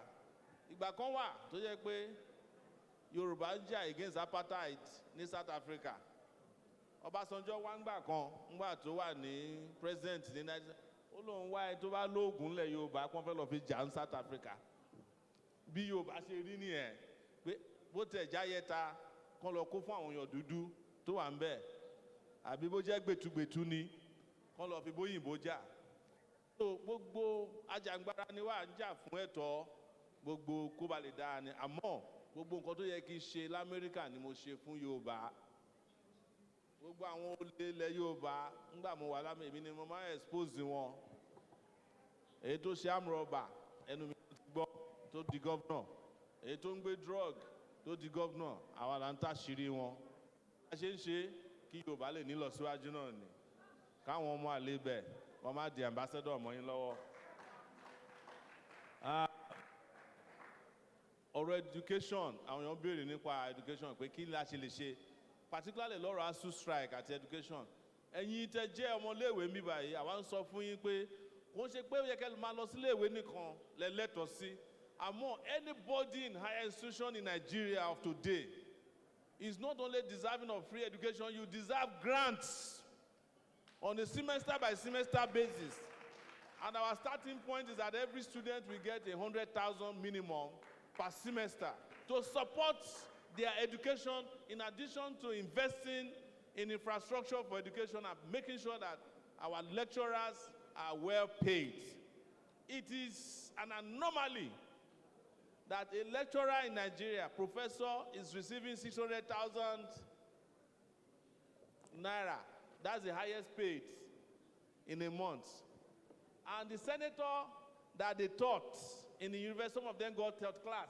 They are earning 15 million naira per month. It will take a professor in Nigeria 7 to 8 years of work to earn the salary of a senator in a month. Something is wrong with us in Nigeria. And most of the senators are third class materials. Some of them did not even finish university. We want to change that. Let us pay our best, the highest. Let's make our lawmakers do part-time work. They are doing part-time work anyways, they don't go to work, but they get paid the most. And somebody also asks about farmers. Àwọn àgbẹ̀. Ayé ìgbà kan Yorùbá ń sọ pé àgbẹ̀ lọ́ba. Àgbẹ̀ ti wá di ẹrú ń sìn. Àmọ́ ọ̀kan tá a fẹ́ sọ fún ẹ̀yin àgbẹ̀ ni pé kò yẹ kí yàn ṣàgbẹ̀ títí tó máa fi kú. Ó máa ń rẹ àgbẹ̀ náà. Ìdí ẹ̀ la ṣe ń sọ pé a fẹ́ ṣe ètò tí wọ́n pè ní social security. Tẹ́ bá ti bẹ̀rẹ̀ iṣẹ́ àgbẹ̀, ẹ máa deposit owó díẹ̀díẹ̀ tó bá ti rẹ̀ yín, ìyà ò ní jẹ yín tẹ́ máa fi kú. Ẹlòmíín ṣàgbẹ̀ títí tí ń lu yìí, á ṣàgbẹ̀ títí tó ṣàgbẹ̀ á rìtáyà, á tún padà sí di àgbẹ̀, á tún padà omi á dé, odò á dé. Lórí ẹ̀ náà, kò sí àwọn tools fún yín tó fi ń ṣe iṣẹ́ àgbẹ̀. Táwọn ilé bá ti dé, wọ́n ní wọ́n fẹ́ industrialize Nàìjíríà. Tẹ́ bá béèrè pé kí ni industry, wọ́n máa pín ẹ̀rọ ata. Ṣé ẹ̀rọ ata ni industrialization ni? Kò ní ra gbá fún ẹni bá pín ẹ̀rọ ata fẹ́ni tó fẹ́ industrialize. Mi ò fẹ́ ṣépè Ọlọ́run, àmọ́ ó máa ń ta mí lára tí n bá rí gọ́vnọ̀ tó ń pín ẹ̀rọ ata fún yàn. Ẹ̀rọ ata láyé ìsìn tó jẹ́ pé àwọn product àwọn Japanese ń ṣe tó fi ń lo ata, kẹ́ tó fi ẹ̀rọ ata yín lo ata tán, wọ́n ti ṣe ata kọjá. Àwọn èèyàn wá ń pín ẹ̀rọ ata. Àwọn governors mìíràn wọ́n ń pín ọ̀kadà. Ìmí ń pín tricycle. Ẹni ń rán ọmọ ẹ̀ lọ iléèwé ní London, ó ń pín tricycle fọ́mọ ẹlòmíì. Òfò lómi ẹ̀fọ́ ń ṣe. Òfò gbódógún ọdún láì. Wọ́n ò ní ṣàlùbáríkà. Àwọn tí ò jẹ́ kórílẹ̀-èdè wa kó ní lọ síwájú. Mi ò ṣépè o. Ara ló ń ta mí. Mi ò ṣépè. Àmọ́ wọ́n wọ́n ti ba ìlú wa jẹ́ ọlọ́run ẹ̀rọ ata wọ́n máa pín ẹ̀rọ ata wọ́n lè máa promise pé wọ́n fẹ́ industrialize ó wá di ọjọ́ ẹ̀ wá kó yín sínú hall ẹ̀yin ọ̀yọ́ ẹ̀ wá gba ọ̀rọ̀ ata ẹ̀ máa pàtẹ́wọ́ fún wọn àbí kó máa pín 10,000 fún yín àbí dìbò kó ṣe bẹ́ẹ̀ àbí wọ́n ṣe títí wọ́n introduce the stomach infrastructure nílẹ̀ yorùbá àwọn èèyàn ń pàtẹ́wọ́ fún wọn àwa náà ẹ jẹ́ kí yorùbá ronú yorùbá ṣe kí ni yorùbá ronú. Thank you very much, sir. Thank you. Thank you very much. Thank you very, very much. Mo fẹ́ answer ọ̀rọ̀ local government autonomy. Just 1 Completely, minute. I believe in local government autonomy. Thank you very much, sir. I believe in it, and it will be implemented, totally implemented. Thank you. Thank you, sir. Thank you. Can we give him a round of applause, please?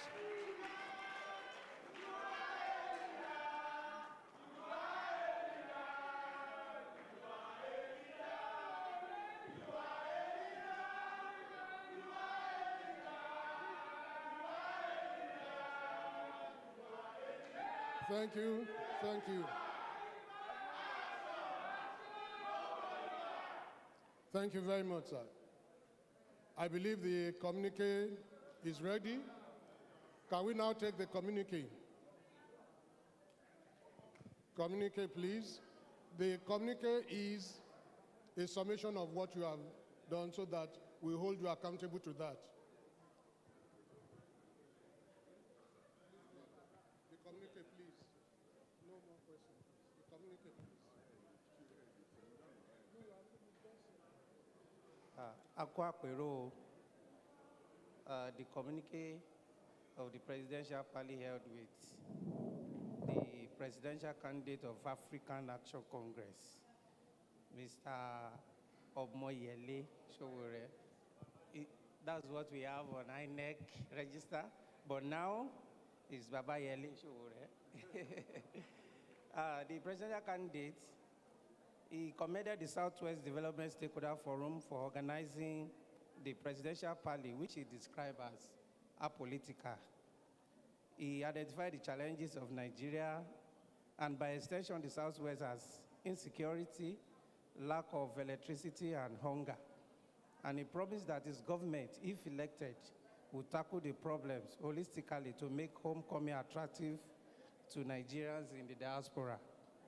Mr. Sowore expressed support for creation of state police, saying Amotekun of the Southwest will be strengthened alongside other security outfits in Nigeria for enhanced and effective intelligence gathering. He also promised Nigerians a new constitution. He said there will be contributing social security for farmers, while oil and gas producing states will get license. And lastly, he said massive youth employment will happen in his government, as well as grants to students in higher institutions. In tí wọ́n bá wa sọ ni pé wọ́n gbóríyìn fún àjọ Southwest Development Stakeholders Forum pé wọ́n dá àpérò yìí sílẹ̀ eléyìí tí ò ní ọwọ́ òṣèlú nínú. Wọ́n wá sọ pé wọ́n ní ara àwọn ìṣòro tó ń kojú ilẹ̀ wa àti ilẹ̀ Yorùbá ni wípé ètò ààbò ó mẹ́hẹ, iná ọba kò lọ déédé, dẹ̀ wọ́n ní ebi ń pa àwọn aráàlú.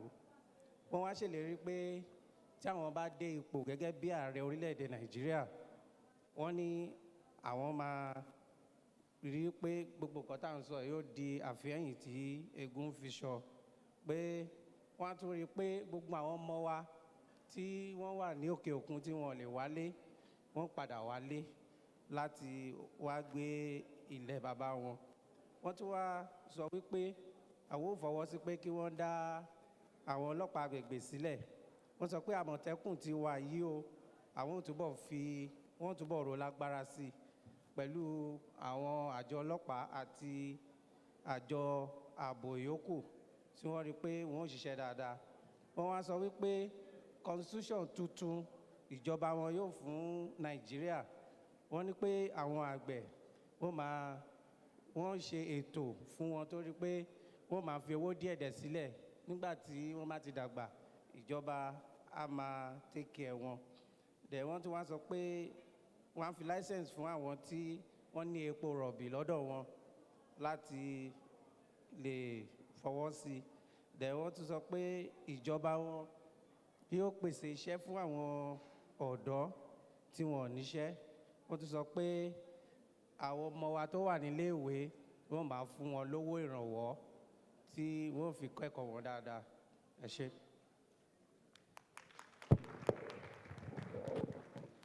Thank you very much, sir. Sir, I hope that captured the essence of this program, everything that you said. And you are perfectly in agreement with that. Thank you very much, sir. Once again, we want to appreciate you for coming onto this program. We want to appreciate the organizers, the Southwest Development Stakeholders Forum, for putting this together. This is just the first in the series. Others are still coming up before the presidential election itself comes up. And we are sure we are engaging the senatorial candidates as well, so that we'll be able to hold them accountable to everything. Adúpẹ́ lọ́wọ́ gbogbo ẹ̀yin bàbá wa àti ẹ̀yin ìyá wa tí ẹ wá lọ́sàn-án yìí látàárọ̀ tẹ́ ti wà láàrin wa. Àdélébárí o, àrìnàkórè o, búburú kankan ò ní ṣẹlẹ̀ sí wa o. But before we go, shall we take the national anthem as we rise and close the program formally? National anthem.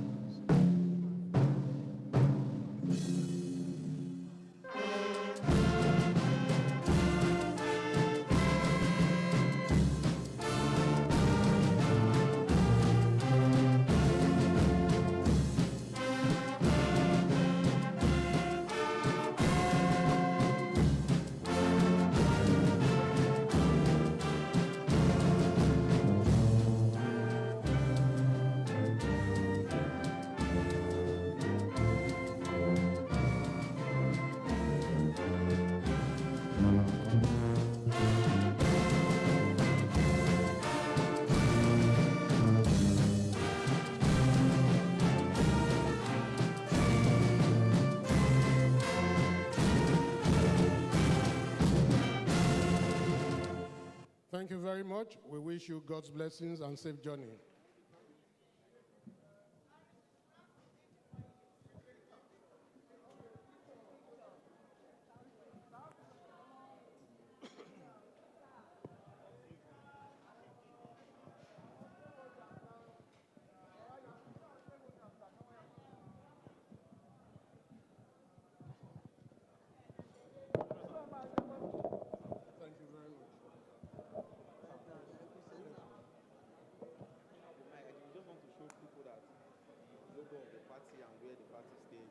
It's not a political forum. Hello.